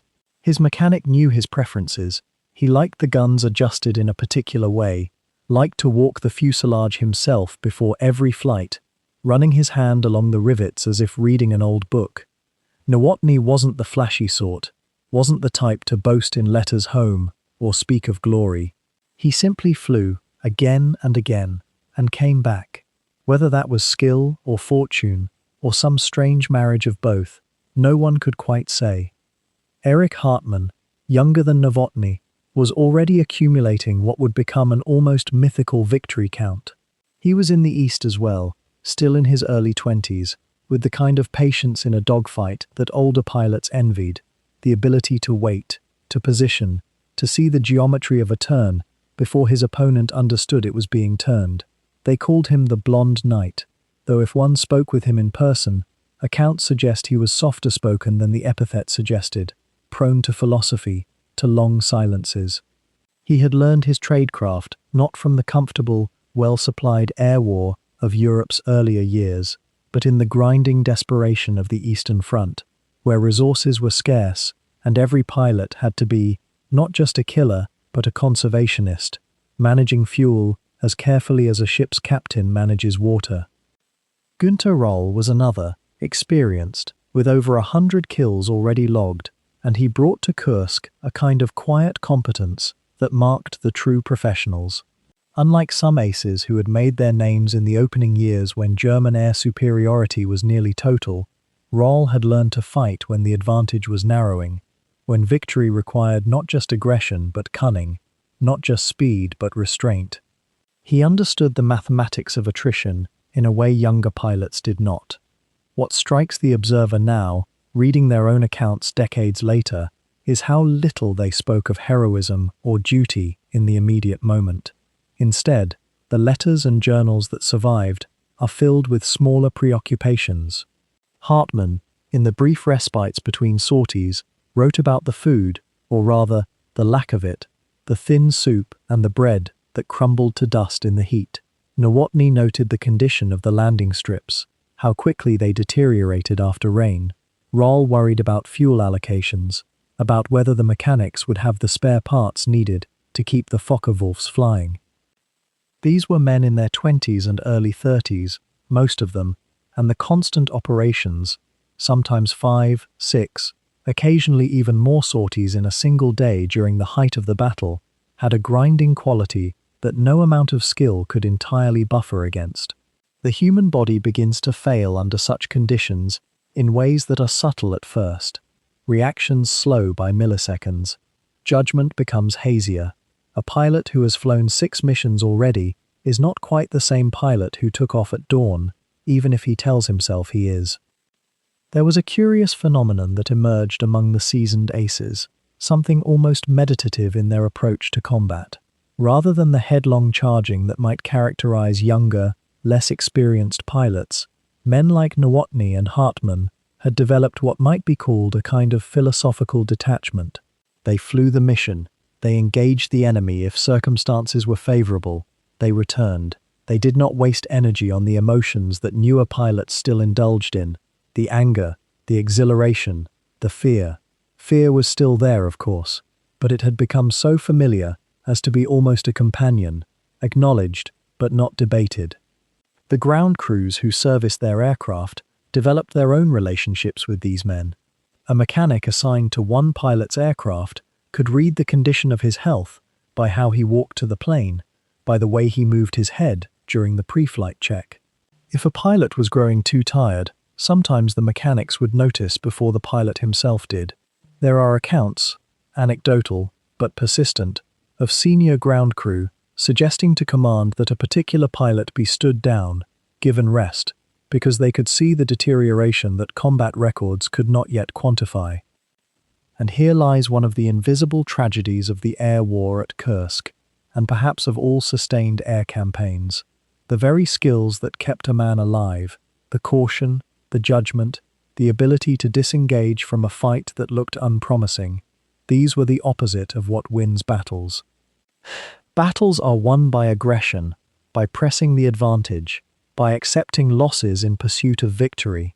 But a pilot who plays it safe, who returns to base with ammunition still aboard, who declines to pursue a fleeing enemy, that pilot survives. He becomes an ace. He accumulates victories. And yet each time he chooses prudence over aggression, a small part of the strategic purpose is unfulfilled. By mid-July, when the Kursk offensive was already showing signs of stalling, the true cost was beginning to manifest in the readiness reports and personnel records. The aces were still flying. Nowotny, Hartmann, Roll, and dozens of others whose names fill the German service records. They were still accumulating kills. But their squadrons were gradually becoming under strength. Replacement pilots were arriving with less training, less experience. And the aces themselves, while they might have been flying the most effectively, were carrying a fatigue that no medical report could quite capture. One might wonder, listening to these patterns, whether it would have made a difference if those pilots had been rotated home earlier, if they had been conserved rather than expended. Would a fresh pilot, well rested, have been worth less in combat than an exhausted veteran? The mathematics of that calculation would occupy strategists for decades after the war. But in the moment, in the heat and dust of July 1943, the only logic that seemed to apply was the simple one: fly the best pilot again and pray he came back. And yet beneath the roar of engines and the arc of tracer fire, a quieter battle was already taking shape, one that would prove far more consequential than the pilots themselves might have realized in those electric, adrenaline-soaked hours. For every sortie that climbed into the July heat, there stretched behind it a chain of invisible labors: the maintenance crews who worked through the suffocating nights, the supply officers tallying fuel stocks by lamplight, the mechanics kneeling beneath wings with improvised tools, coaxing life from machines that were never designed for the kind of punishment the Eastern Front demanded. The Luftwaffe's engineering and logistics apparatus was, in many ways, a marvel of coordinated precision. Yet by the summer of 1943, it was beginning to strain in ways that no amount of willpower or tactical brilliance could overcome. Each Focke-Wulf 190 that screamed skyward required not merely a pilot and a moment of inspiration, but something far more mundane and equally precious: spare engines. The DB603 and Jumo 213 power plants that gave the German fighters their distinctive roar were themselves products of intricate manufacturing chains that stretched across occupied Europe, and by mid-1943, those chains were showing their first signs of fragility. When a pilot returned from a dawn patrol with an engine that had begun to overheat, or with cylinder heads cracked from the strain of climbing above 20,000 feet, the question became not whether that aircraft could fly again, but when. And how many other aircraft would remain grounded while this one was being repaired? The fuel situation was perhaps more precarious still.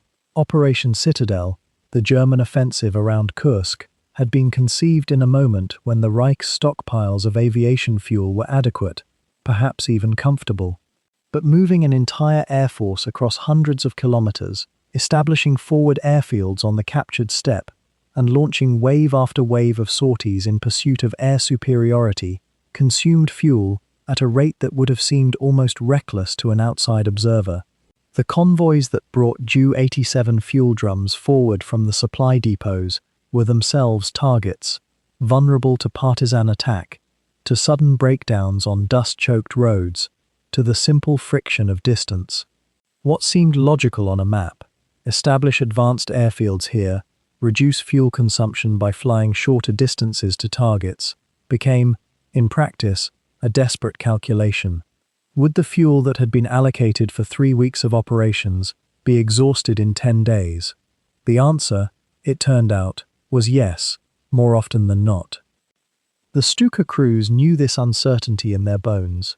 They were men accustomed to the discipline of preparation and the clarity of orders, yet they found themselves increasingly waiting for fuel deliveries that had been delayed somewhere on the steppe, waiting for replacement engines to arrive from the factories, waiting for the maintenance sections to complete repairs on aircraft that had been damaged, not in combat, but simply through the accumulated wear of constant operations. A Junkers 87 could fly perhaps 2 sorties per day under ideal conditions, sometimes 3.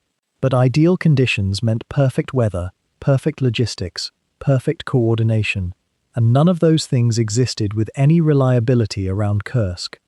The ground crews, and there were thousands of them, became, in a very real sense, the true pilots of the air war over the Eastern Front. These were men of considerable skill, many of them trained before the war in civilian aircraft maintenance, now pressed into service keeping temperamental machines functional in circumstances that ranged from merely difficult to actively hostile. They worked in the heat. The Russian summer pressed down on the airfields with a weight that seemed almost tangible, temperatures climbing past 35 degrees Celsius by mid-morning, and the men, clad in their canvas work clothes and leather aprons, found that even routine maintenance became an ordeal of sweat and thirst. They worked through the darkness too, because the German offensive required constant readiness, and readiness meant that aircraft had to be serviced through the night for dawn sorties. The inventory of spare parts was a source of constant anxiety for the German air commanders. A bent propeller blade could not be flown in combat. It had to be replaced. A damaged ammunition feed mechanism in a cannon could not be improvised. A replacement had to be found. A torn section of fuselage skin could be patched temporarily, but a more serious structural failure meant that aircraft was grounded until proper replacement parts arrived. The Luftwaffe had established depot repair facilities to the rear, and there were some parts manufactured on the spot by skilled technicians, but the pipeline from manufacturing centers in Germany was already showing signs of strain by the summer of 1943.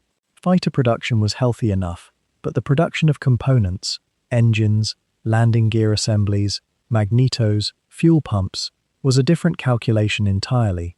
One might have the fuselage and wings of a fighter aircraft, but without the right combination of parts, it was inert metal and canvas.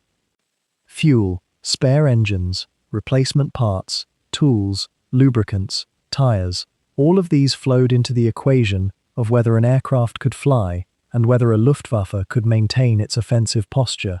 The German supply system had been designed for the kind of short-term, mobile warfare of 1940 and 1941, when campaigns lasted months and distances were measured in hundreds of kilometers.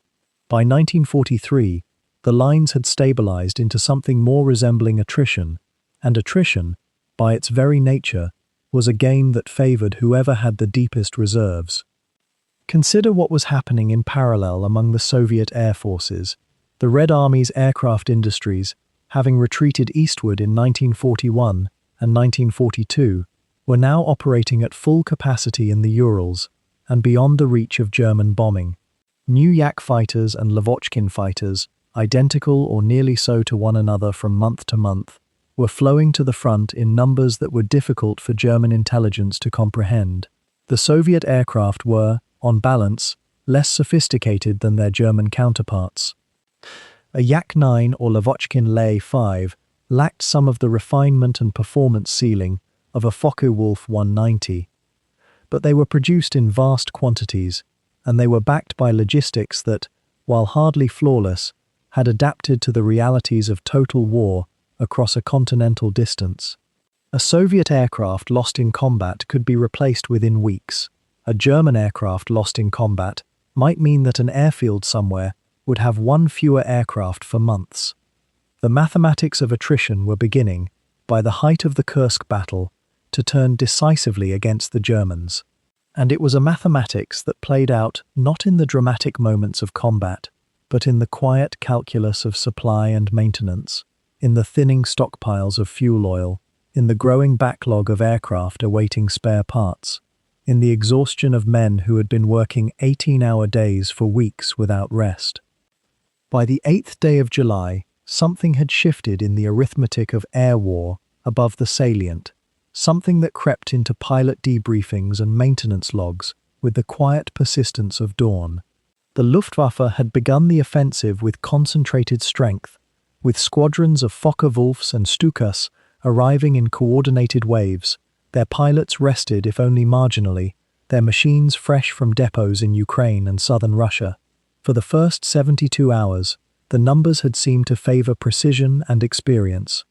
German pilots with hundreds of victories between them wheeled through the summer sky, their aircraft responsive, their tactics refined by years of brutal practice. But the Soviets had come with something the German High Command had perhaps underestimated in the final calculus before Citadel began. They had come with depth. Not the flash of elite pilots, though many of their aces were formidable, but with an almost patient mathematical accumulation of aircraft, of reserves held in forests and dispersed airfields, of fresh pilots rotating forward in shifts while German pilots flew their fourth or fifth sortie of the day, on fumes and stimulants. By mid-July, the statistical tide had begun its slow, irreversible turn.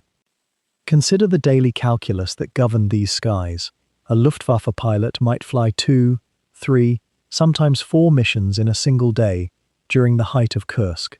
The Bf-109 or FW-190 would land.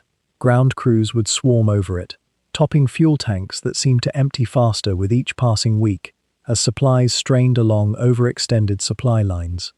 Ammunition would be replenished, perhaps an engine inspection if time allowed, and within the hour the pilot, the same pilot, bone-weary now, his coffee cup refilled for the 3rd time, would be climbing back into the cockpit. The mathematics were brutal. One German pilot represented perhaps 200 hours of training, years of experience, a repository of skill that the Reich could barely afford to lose. And yet there he went again, climbing toward Soviet lines, his vision slightly blurred by fatigue, his reflexes still sharp but no longer instinctive. The Soviets, meanwhile, operated on a different philosophy. They had learned through Stalingrad and the long retreat to understand that individual pilot skill, while valuable, could be diluted and overwhelmed by relentless rotation, by fresh eyes relieving exhausted ones, by the simple fact that an air force with 500 aircraft could absorb losses that an air force with 300 could not. By the 2nd week of July, Soviet fighter regiments were cycling pilots through combat zones with an almost factory-like efficiency. A pilot might fly 1 or 2 sorties, then be pulled back for rest or replacement, while another took the seat. The rotation was less glamorous than the Luftwaffe's concentrated heroism, but it was sustainable. The numbers, when one looks at them now with the clarity of history, tell a story of invisible erosion. The Luftwaffe flew approximately 3,500 sorties during the Kursk campaign.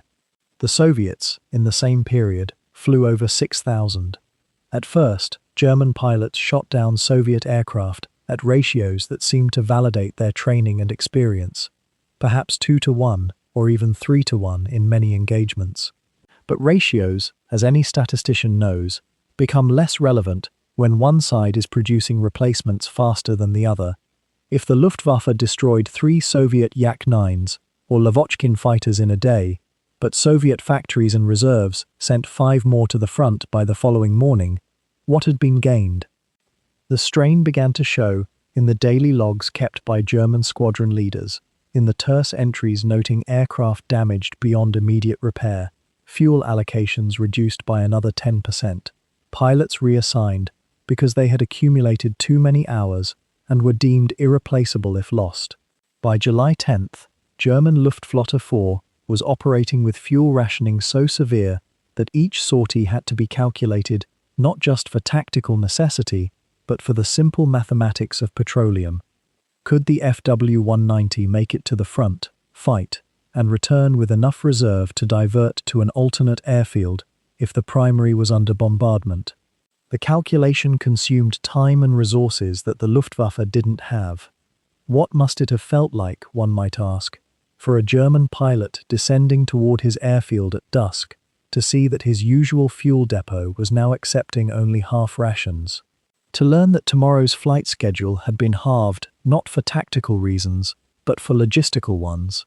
These were the silences between the thunder, the moments when the outcome of air war was decided not in combat, but in supply offices and transport columns. The Soviets, by contrast, were experiencing their own expansion of capacity. New aircraft were flowing from factories that the German Luftwaffe could no longer reach, replacement pilots arriving not by 1s or 2s but by squadrons. The Lear 5 and Lear 7 fighters, though individually perhaps not quite matching the late-model Focke-Wulf, were increasingly numerous and increasingly flown by pilots with enough training to survive their first encounters. Soviet radar networks, primitive by later standards but revolutionary for 1943, were beginning to provide early warning that nullified the Luftwaffe's former advantage of striking from surprise. By July 15th, the trend had become undeniable, even to those most invested in German victory. The Luftwaffe was flying sorties, yes, and shooting down Soviet aircraft, yes, but at a cost that could no longer be replaced. German aircraft losses during the 3rd week of the offensive were running at rates that meant, mathematically, that the air strength available on July 25th would be less than it had been on July 5th. The Soviets, meanwhile, were maintaining or gradually increasing their aircraft strength. The lines were crossing, 2 curves on a graph, and the implications for the future were becoming quietly, inescapably clear. This was not a dramatic turning point, the kind that gets marked by a single battle or a decisive engagement. Rather, it was the accumulated effect of 1,000 small disadvantages, each one manageable in isolation, but together forming a current too strong to swim against. German pilots began to notice that Soviet fighters were increasingly aggressive, that Soviet ground defenses seemed to anticipate their routes, that replacements for shot-down aircraft arrived less frequently. Squadron commanders began requesting permission to consolidate units, to preserve what they had, rather than risk it further. The question that haunted the higher command was simple and unanswerable. If current trends continued, how long until the Luftwaffe's numerical inferiority became so severe that even superior tactics could not compensate? The answer, whispered in briefing rooms and written in carefully coded signals, was already apparent to those willing to see it. The skies above Kursk were becoming Soviet skies, not by conquest in any single moment, but through the patient, grinding mathematics of industrial capacity meeting human courage. The turning point, when historians look back, had already passed. Yet even as the mechanics labored through their endless cycles of repair and refueling, even as pilots checked maps and measured fuel loads with the precision of men who had learned that every litre mattered, there remained a force against which neither German logistics nor Soviet determination could easily prevail. The vast steppe around Kursk, that seemingly empty expanse of grass and earth stretching toward the horizon, possessed its own severe temperament. The weather of July in that region moves with an indifference to human ambition, and in the summer of 1943, it would assert itself again and again upon the carefully laid plans of both air forces. The skies above the salient could transform with a suddenness that left pilots scrambling and ground crews frantically securing canvas and equipment. A dust storm, that peculiar and terrifying phenomenon of the Eastern Front, would rise sometimes within minutes, born from the movement of thousands of vehicles churning the dry topsoil into a suffocating haze. These storms, when they came, rendered the grass airfields nearly unusable. Pilots who had survived intense fighter combat found themselves grounded not by enemy fire, but by visibility reduced to mere tens of meters. The dust would seep into engines, clog carburetors, coat windscreens with a fine grit that no amount of wiping could entirely clear. Can you imagine the frustration of a Luftwaffe pilot?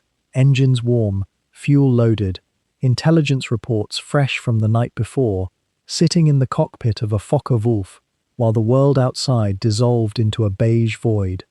The mechanics would work in that dust as well, their cotton masks soaked with perspiration, checking every intake valve, every fuel line, trying to prevent the abrasive particles from causing damage that might not reveal itself until an aircraft was already airborne. The maintenance crews had learned through bitter experience that the steppe dust was not merely an inconvenience, but a genuine threat to aircraft reliability. Some of the German airfields were paved, but many of the forward strips were still simply packed earth, and when a dust storm passed, the surface would be stripped away in places, revealing ruts and soft ground beneath. A landing gear could collapse on uneven terrain. A propeller might catch stone and splinter. These were the small disasters that accumulated in warfare, the ones that appeared in maintenance logs rather than in official battle reports, yet they cost machines and lives just the same. And then there were the rains. The eastern steppe in summer was not always dry, despite its reputation for aridity. When the monsoon-influenced moisture swept north from the Black Sea, it came with intensity. A sudden thunderstorm could transform a dry airfield into a morass of mud within 30 minutes. The Luftwaffe's forward bases, many of them hastily prepared for Operation Citadel, had minimal drainage infrastructure. The soft earth beneath the grass would become glutinous and gripping. Aircraft would sink slightly into the mud, and extracting them required teams of men with fascines and boards, hours of labor, to lay down a temporary surface over which the heavy machines could taxi. A Junkers 87 Stuka, with its fixed landing gear and relatively light wing loading, could sometimes manage in these conditions, but a fully loaded fighter bomber would find itself immobilized, its wheels digging deeper with each attempt to move under its own power. Think for a moment of the helplessness involved. A machine of war, designed with precision and built at great cost, reduced to immobility not by enemy action but by mud. The pilots, eager for combat, would pace the airfield, watching the rain fall and feeling the helplessness of it. Weather forecasting in 1943 was still primitive by later standards. A frontal system could arrive with little warning, and the window for flying operations could close unexpectedly, just as sorties were being prepared. The Luftwaffe liaison officers would receive meteorological reports from ground stations, but these were sometimes contradictory or hours out of date. Should they launch the bombers now or wait? If they waited, would the window remain open, or would the afternoon bring another storm? The Soviet forces experienced these same weather constraints, but with a certain advantage rooted in patience. The Red Army had learned to absorb delays in ways that the German offensive planning could not always accommodate. If a Soviet air army lost a day to weather, it was disappointing, but not disastrous.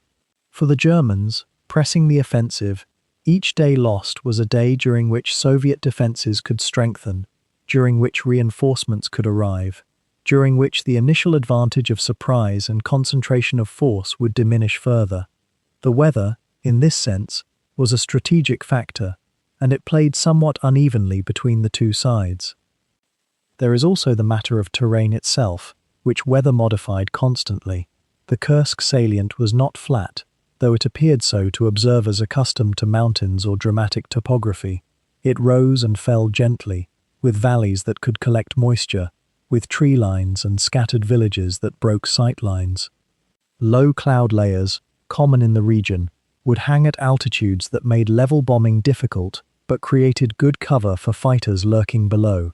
A German bomber formation descending to attack Soviet artillery positions might find themselves suddenly beneath cloud, with Soviet fighters waiting in the visibility gap between Earth and cloud base. The terrain channeled air movements, creating turbulence and wind shear that unprepared pilots might struggle with. A young Luftwaffe pilot, fresh from training, could find that the steppe did not fly as smoothly as the skies over the Reich had felt. Dust, mud, sudden visibility changes, wind patterns that rose with the afternoon heat and died in the evening calm. These were the ambient conditions of the air war at Kursk. They were not dramatic, not the sort of detail that makes its way into operational histories with the same emphasis as combat victories or strategic decisions. Yet they profoundly shaped what was possible each day. Historians can count sorties, can measure the tonnage of ordnance dropped, can calculate how many aircraft were produced and how many lost, but the small hours of delay caused by bad weather are harder to quantify. They exist in the interstices of the battle, in the thousands of minor decisions made by German and Soviet commanders who had to work with the steppe as it actually was, not as their maps had suggested it might be. The grass runways themselves were marvels of adaptation. The Luftwaffe had prepared them by rolling the ground until it was compacted enough to bear aircraft weight, then seeding them with hardy grasses that could withstand the constant movement of machines and men. During the dry periods, they were passable, if rough, but they required constant maintenance. After every rainfall, damage assessment teams would move across the surface, looking for soft spots, for compaction failure, for erosion from water runoff. Repair crews would level these areas, would add gravel where possible, would essentially rebuild portions of the runway continuously throughout the summer. It was unglamorous work, the sort of labor that occupies large portions of any Air Force's energy, and in 1943, with resources strained across every front, it could not always be done to ideal standards. Think of the Soviet perspective as well. Their airfields faced identical weather challenges, and yet Soviet doctrine had long assumed operations in harsh conditions. Russian aircraft were often designed with shorter landing distances in mind, with landing gear more robust for rough surfaces. The Yakovlev fighters and Lavochkin machines, while not necessarily superior in terms of absolute performance, were often more forgiving of poor field conditions. A Soviet pilot in a Yak-7 could land on terrain that might be marginal or hazardous for a German machine, and then the aircraft could be dispersed quickly into camouflaged positions where weather damage would be minimal. The human element interwove with these physical realities. Pilots, ground crews, and commanders all had to adjust their expectations to the actual, not theoretical environment. A Luftwaffe pilot might have been trained to expect regular sorties, to assume reliable weather and field conditions, only to arrive at Kursk and find that half his flying days were lost to grounding conditions.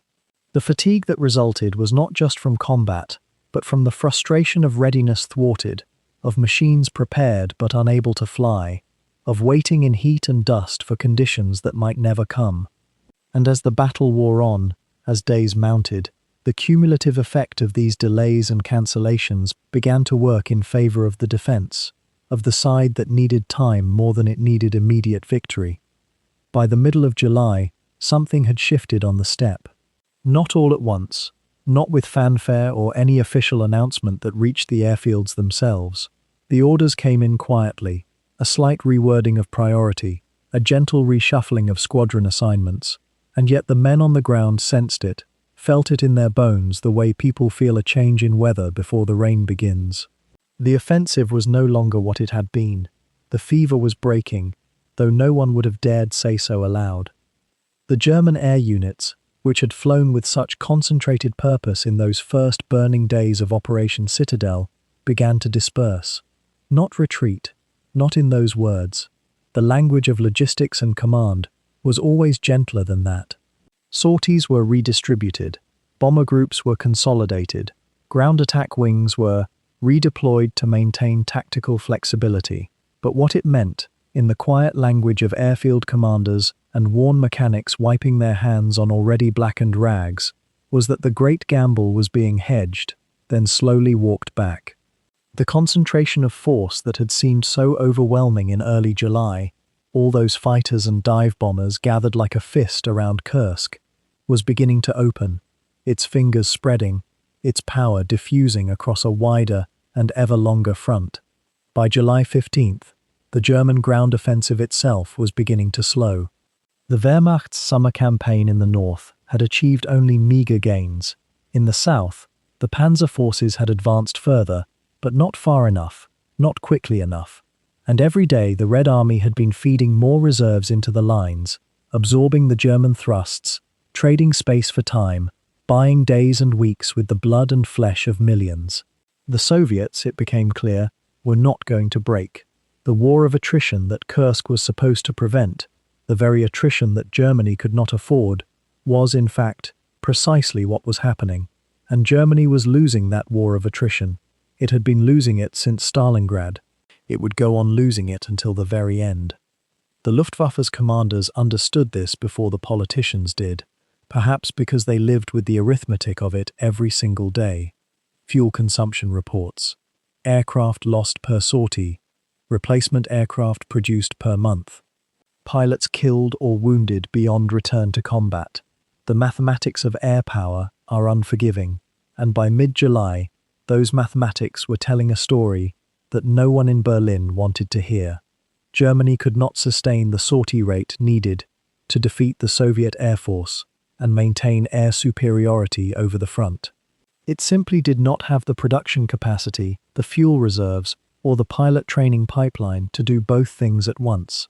And so, a choice was being made, not explicitly, but through the slow machinery of command, through small decisions that added up to one inevitable direction. The Luftwaffe would begin to relinquish its ambition to dominate the sky over the Eastern Front.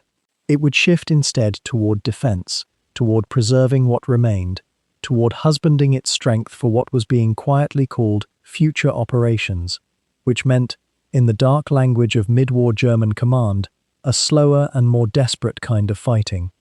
The first sign was the withdrawal of some of the long-range bomber units.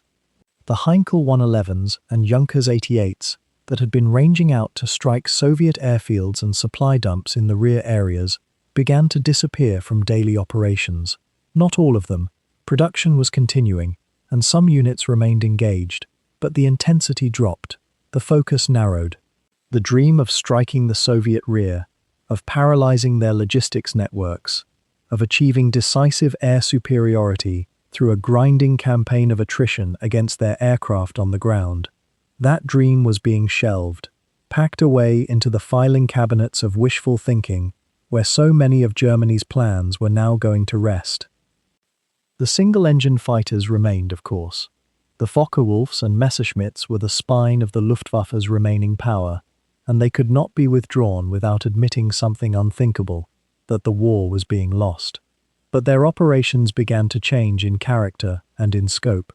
Where in early July they had been operating in large formations, sweeping across the front in waves, covering ground attacks and seeking out Soviet fighters for decisive encounters, they now began to operate in smaller groups, more conservatively.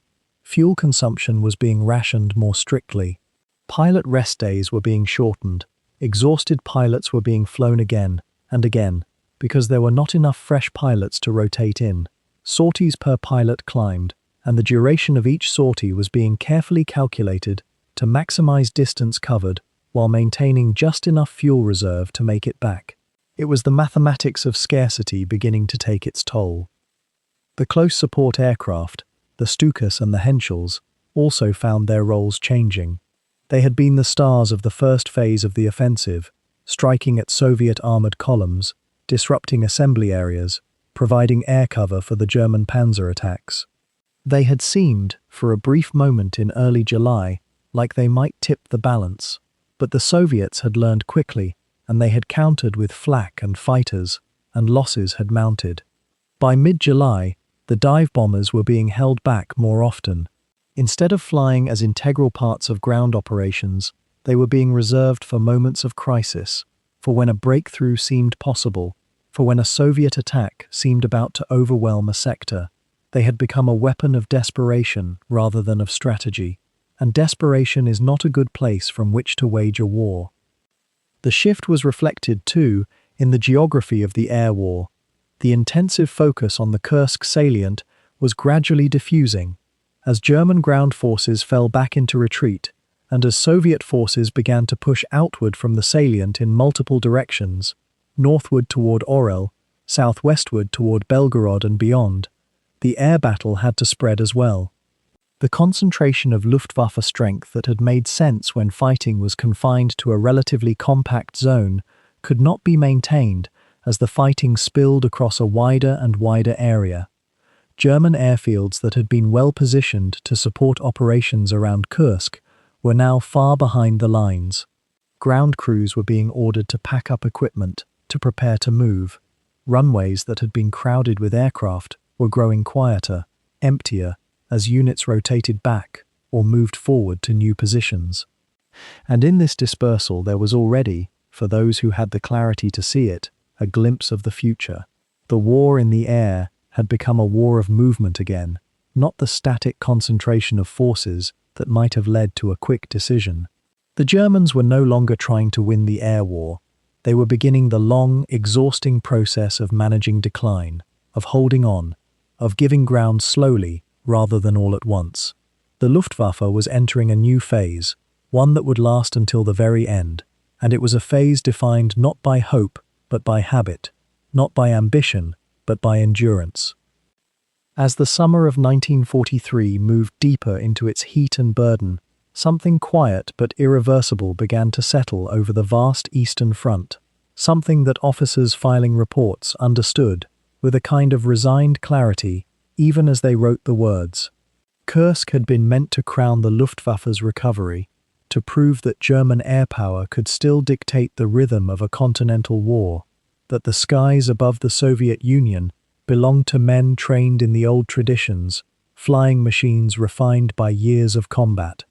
But what emerged instead, from the careful accounts of fuel consumption and pilot loss ratios and replacement aircraft that never quite arrived in sufficient numbers, was a different story entirely. The battle had ended not with triumph but with exhaustion. The Luftwaffe had committed its best, had concentrated its remaining reserves in a single summer fury, and had discovered that best and reserves, however skillfully deployed, were finite things. After Kursk, no such concentration would be gathered again in the Eastern Theatre. The skies would belong more and more to the Soviets, not because any single day of battle had been decisively won by either side, but because the mathematics of production and attrition had simply tipped. Germany could replace damaged aircraft and dead pilots only so quickly. The Soviet Union, supplied increasingly by its own factories, and by the slow but growing flood of American and British machines arriving through the Arctic convoys, could absorb losses and keep returning. Do you hear in this observation something almost mathematical, almost bloodless? Perhaps that is fitting, because wars ultimately turn on such calculus, on the grinding question of whether a nation can sustain its losses faster than it can inflict them. Kursk had not broken the Luftwaffe into pieces that could not be gathered, but it had consumed fuel and spare engines and trained men at rates that could not be sustained. In the weeks and months following the salient, the Luftwaffe's posture in the east began a slow, steady transformation from offensive to defensive. Squadrons that had pressed westward found themselves pulled back, repositioned not to raid Soviet rear areas, but to defend German-held airfields against raids they had not anticipated. The rhythm of air operations, which had been set largely by German initiative, passed gradually into Soviet hands. It was not sudden, this shift. There were still days when German fighters achieved decisive local superiority. There were still skilled and aggressive pilots who accumulated victories through the autumn and winter, but the overall trend, when you step back and look at the charts of sortie numbers and confirmed victories and aircraft losses, points in a single, consistent direction. The Germans were no longer pushing forward, they were being pushed. Why does this matter? Because Kursk was the last moment when the Luftwaffe fought a major strategic air offensive in Eastern Europe. After July of 1943, the air war there became increasingly reactive, increasingly desperate. German squadrons fought to preserve what they held rather than to conquer new territory. The confidence that had carried the Luftwaffe through the early years, the sense that air superiority was something they could simply assert through superior training and tactics, began to drain away like fuel from a punctured tank. Some historians mark this shift as the true turning point of the war in the East, more significant than any single ground battle, because air superiority ultimately determines what armies can accomplish on the ground. Without it, armor is vulnerable. Without it, supply lines are exposed. Without it, retreat becomes rout. The Luftwaffe had understood this perhaps better than any air force before it, had built its entire doctrine around the marriage of air power and ground power. But by late 1943, that marriage was dissolving. The Soviets understood this too, and they began adjusting their own strategy accordingly. More and more, Soviet air armies were tasked not merely with defending their own territory, but with projecting power, with attacking German airfields, with harassing German supply lines from the air. The scale of this effort grew through the autumn and winter. The number of Soviet fighter aircraft in the Eastern Theater, which had already been climbing steadily, continued to rise. New designs, better designs, began to appear in increasing numbers.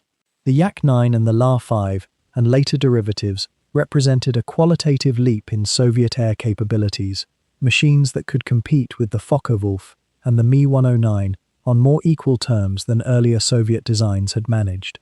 When you combine this qualitative improvement with overwhelming quantitative superiority, what emerges is not a contest, but a transformation of the entire air environment.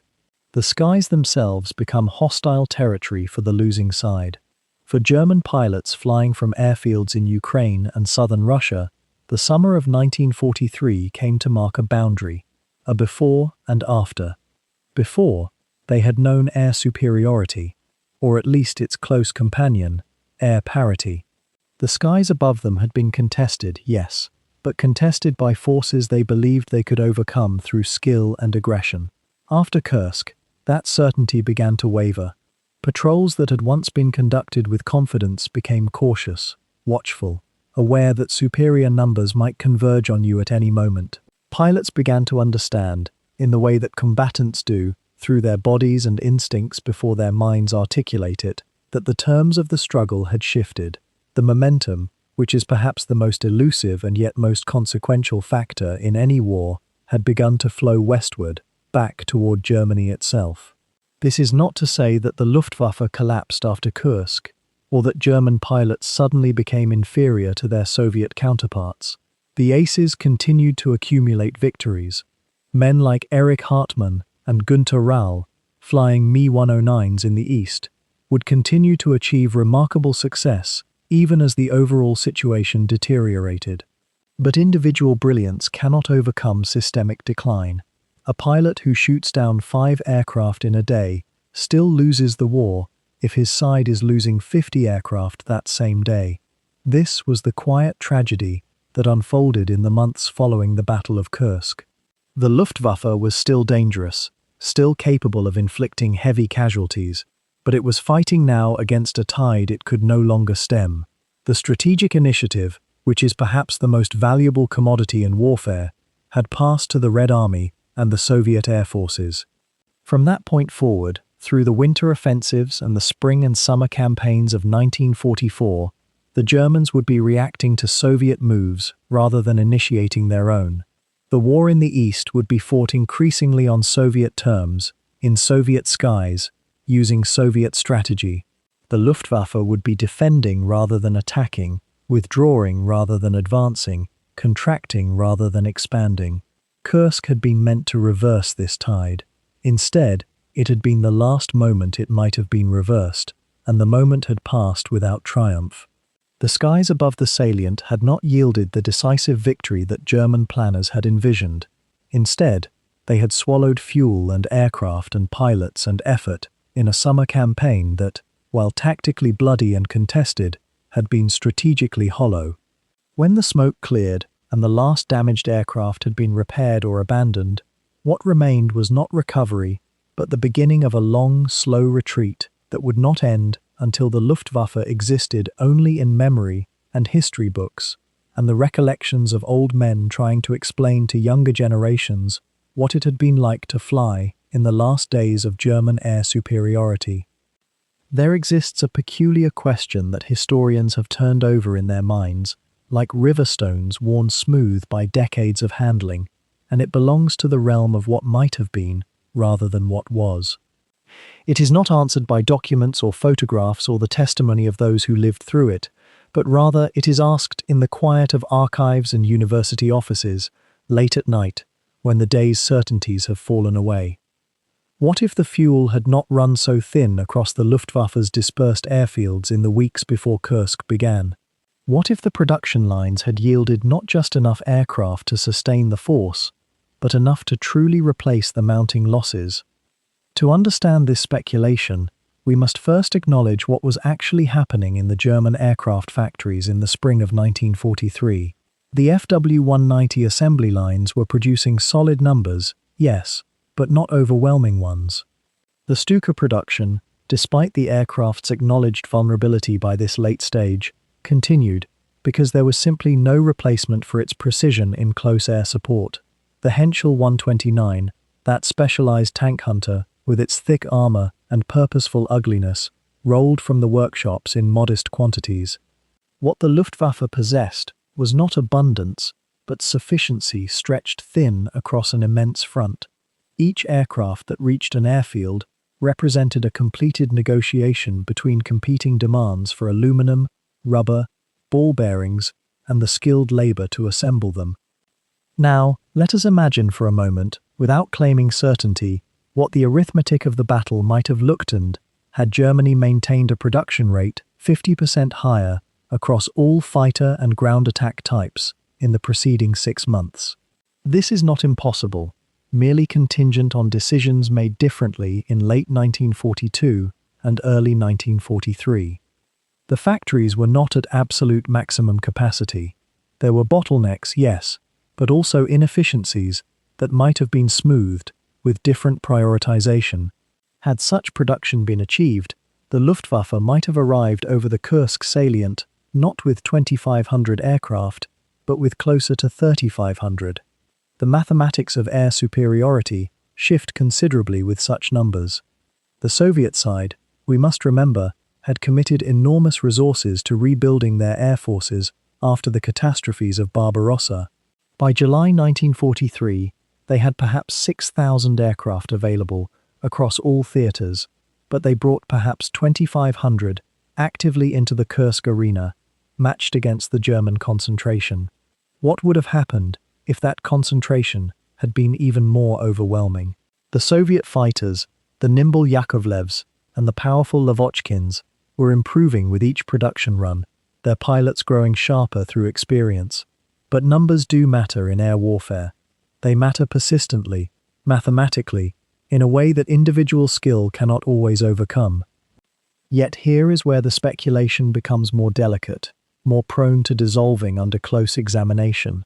Even if Germany had possessed more aircraft in the Kursk skies, the fundamental constraint would have shifted, not disappeared. The constraint would have become fuel. The logistics chains bringing gasoline to remote airfields in the summer heat, through an environment increasingly subject to Soviet partisan attack and aerial interdiction, were fragile things. More aircraft would have required more fuel, more spare engines, more mechanics, more ammunition. The Luftwaffe's ground organization, while impressive in its way, operated under constant strain. To genuinely leverage greater aircraft production would have required parallel investments in logistics that Germany was not making, could not easily make, given its other demands. One might wonder then if the real bottleneck was production at all, or whether it was something less visible but more binding. A historian, looking at the documents with patience, might conclude that even with 3,500 German aircraft overhead, if fuel allocations had remained frozen at their actual 1943 levels, the difference in outcome would have been modest. Perhaps German pilots would have flown more sorties per day, spreading their supplies across more missions. Perhaps the Luftwaffe could have maintained local air superiority over the salient for a few days longer than they did. But the underlying dynamic would have remained unchanged. The Soviets would still have been growing stronger while the Germans grew weaker. The losses would have been traded, pilot for pilot, in a currency Germany could not afford to spend. There is another variable worth considering in this quiet speculation, and it concerns not numbers, but design. What if the German aircraft industry had committed earlier and more decisively to a high-altitude, long-range fighter? The Me-109, magnificent in many respects, was fundamentally a short-range interceptor. The FW-190 suffered from poor high-altitude performance, a weakness that became increasingly relevant as the war deepened. What if, instead of continuing to refine and tweak existing designs, Germany had somehow found the will to transition to a new generation of more advanced fighters?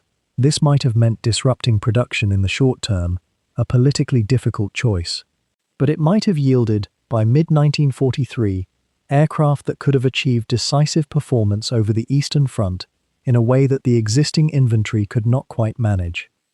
The question is worth asking, even if the answer remains uncertain. It reminds us that history, viewed from a sufficient distance, is not a collection of inevitable outcomes, but rather a set of constraints and choices, some visible at the time, and others only apparent in retrospect. The Germans who gathered their air forces for Kursk were not incompetent men, pursuing an impossible strategy through sheer obstinacy. They were skilled officers and engineers, working with what they had been given, trying to accomplish something that required more resources than they possessed. The difference between what happened and what might have happened, had different choices been made 2 years earlier, was measured in the fine margins that eventually determine the fates of nations. As we sit with this speculation, we might recognize something worth holding on to, something that applies not only to air battles over distant steppes, but to all human endeavor. The things that seem inevitable in hindsight rarely felt inevitable at the moment they were decided. Each small choice about what to build, how many, with what resources, echoed forward in ways that no one could predict.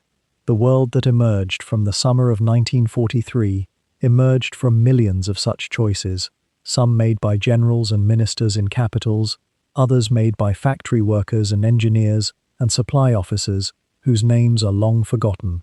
The speculation, then, is not merely about aircraft and fuel.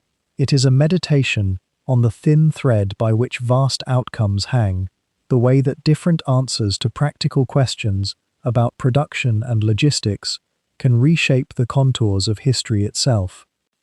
And so across decades, the men who lived through those July days carried something with them into old age that photographs and official records could never quite capture.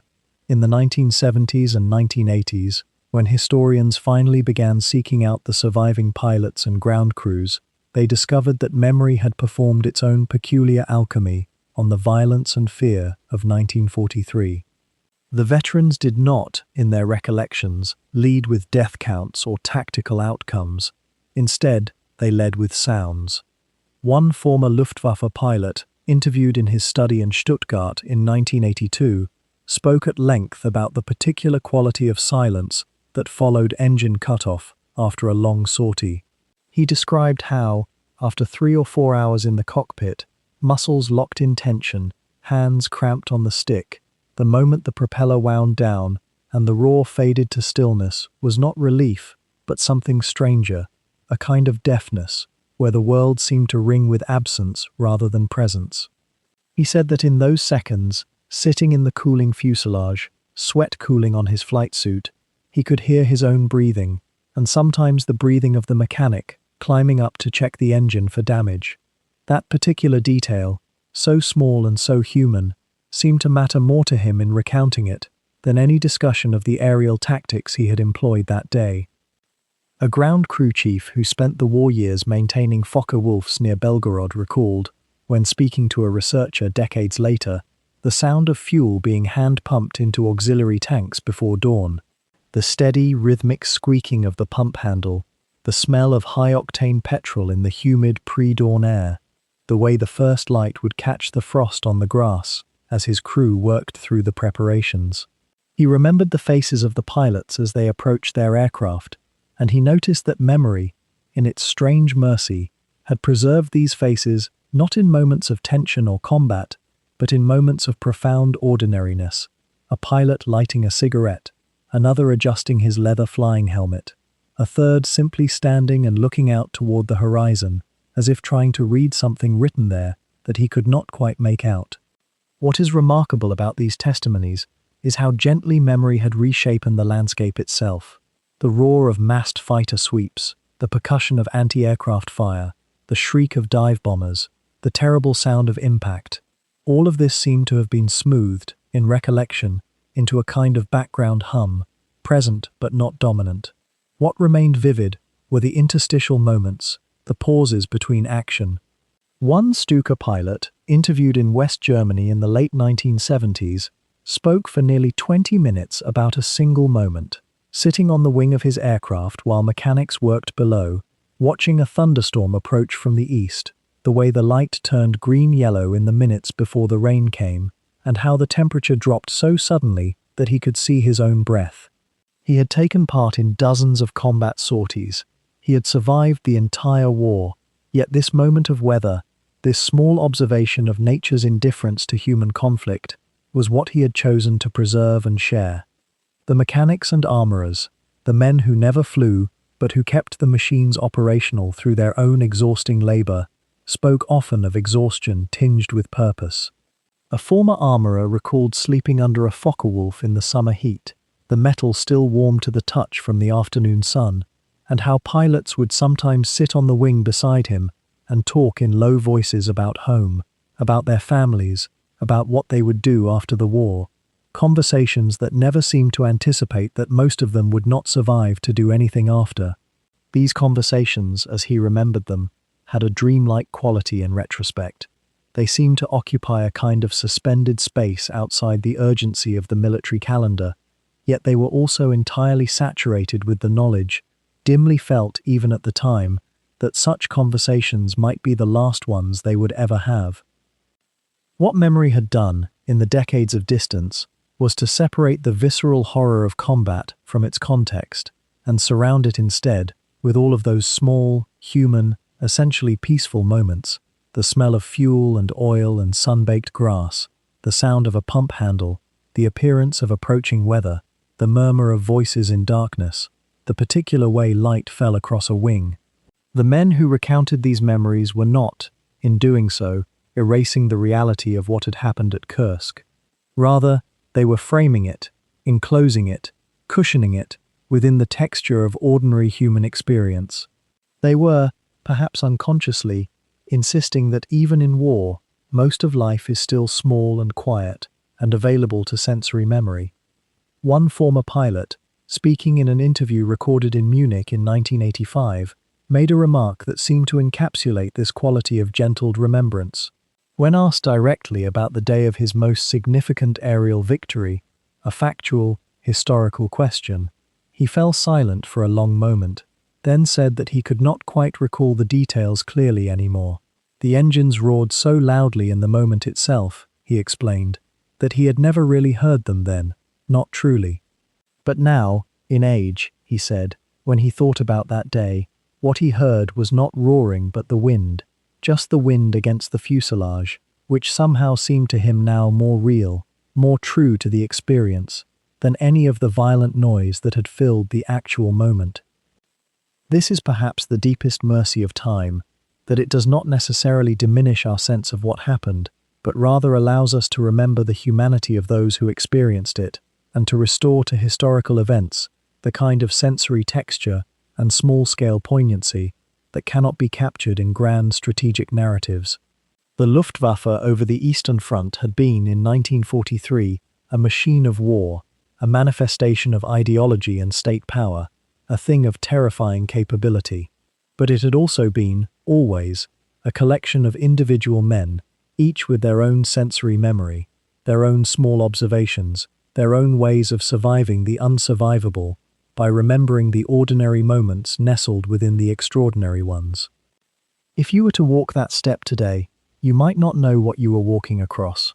The grass has grown back, as grass does, in soft waves that bend with the wind, just as they did 8 decades ago.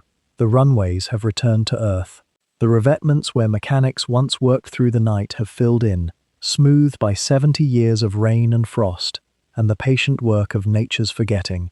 There are no scorched patches that would mark where fuel trucks once burned, no shell casings pressed deep enough into the soil to resist the plow and the seasons. The land itself has chosen a kind of amnesia, and perhaps that is merciful. If you listen very carefully on those summer evenings, when the light begins to soften across the horizon and the wind moves through the steppe grass in long, undulating patterns, you might hear an absence. That absence is the roar of Daimler-Benz engines warming up at dawn. That absence is the screech of dive brakes opening as a Stuka fell toward earth. That absence is the chatter of machine gun fire threading through formations of fighters.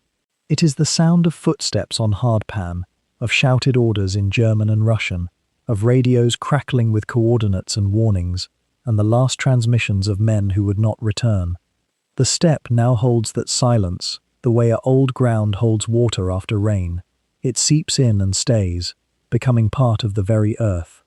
The pilots who survived that summer are gone now, almost all of them. The youngest would be in their late 90s if they still drew breath. Some kept diaries. Some gave interviews to historians decades later, their voices aging on tape, their memories growing softer even as they remained vivid. One former Luftwaffe major, speaking in 1985, described how he remembered not the names of the men he flew with, but the particular way one of them would hum while he cleaned his gun, a tune from a Berlin cabaret, something light and almost absurd against the weight of what they were doing. He wondered, in that interview, whether the man was still alive. He didn't think so. He said it very quietly, the way people speak in empty rooms. The machines that did survive, a handful of Focke-Wulfs, 2 or 3 Stukas carefully preserved, rest now in museums. You can walk around them, you can see the stitching in the fabric of the fuselage, the careful patches where flak had torn through. You can see, if you look closely enough, the scuffs and dents that tell their own small stories. The paint has faded, the leather of the pilot seats has cracked. They are beautiful and terrible and utterly still. A visitor standing in front of a Stuka might try to imagine the sound it made, the terrible, deliberate wail of it as it descended, but imagination is not memory, and no visitor will ever quite grasp it fully. That is perhaps as it should be. The steppe itself was contested for 90 days. The armies withdrew, the battle lines moved, and eventually the land was taken and held and transformed into something else, part of the Soviet Union, then part of a liberated Russia. The soil was deeply wounded. Tank tracks churned through wheat fields. Artillery fire turned grass and rock into chaos. But soil is resilient. After the dead were buried and the wrecks were hauled away and the survivors trudged toward whatever came next, the steppe began its slow work of healing. It took years for the deepest scars to fade. It took decades for the visible marks to disappear entirely. Now, if you didn't know where to look, you wouldn't see anything amiss. The grass grows the same color as it does everywhere else. The horizon looks unchanged. Perhaps this is what history does in the end. The vast, coordinated violence of Operation Citadel, the sorties and the casualties, and the fuel burned and the ammunition expended, becomes gradually softer in its outline. The specifics blur. We remember the shape of it, the fact that it happened, the names of a few of the famous pilots and a handful of the commanders. We remember that the Luftwaffe committed its strength, and that the Soviets absorbed it, and that the Germans, for the first time in Russia, could not break through. We remember that this was the last great German strategic air offensive in the East, and that after Kursk, the trajectory became one of retreat and diminishment. These are true things. They matter. But the individual moment, the mechanic who fell asleep under a wing and dreamed of home, the radio man whose hands shook as he sent coordinates to incoming bombers, the young Soviet pilot seeing his first enemy aircraft and feeling something between terror and exhilaration, these moments grow smaller in retrospect, not because they were insignificant, but because they are no longer witnessed. They are no longer lived. They have become history, which is to say they have become quiet. The dusk comes to the steppe, the way it comes everywhere. The sun slides down the horizon, and the blue of the sky deepens gradually toward indigo. The wind often shifts in the late afternoon, carrying the smell of dry grass and earth. The temperature drops with surprising speed once the sun disappears. If you were standing there on that steppe on a summer evening, you might feel very small. The enormity of the flat land stretching to every horizon, the sky vast and open above. That sense of scale, that feeling of insignificance in the face of something so much larger than oneself, might be the closest a modern person can come to understanding what it felt like. Not the fear or the excitement or the camaraderie, but the sense of smallness. The knowledge that the land was larger than any intention, any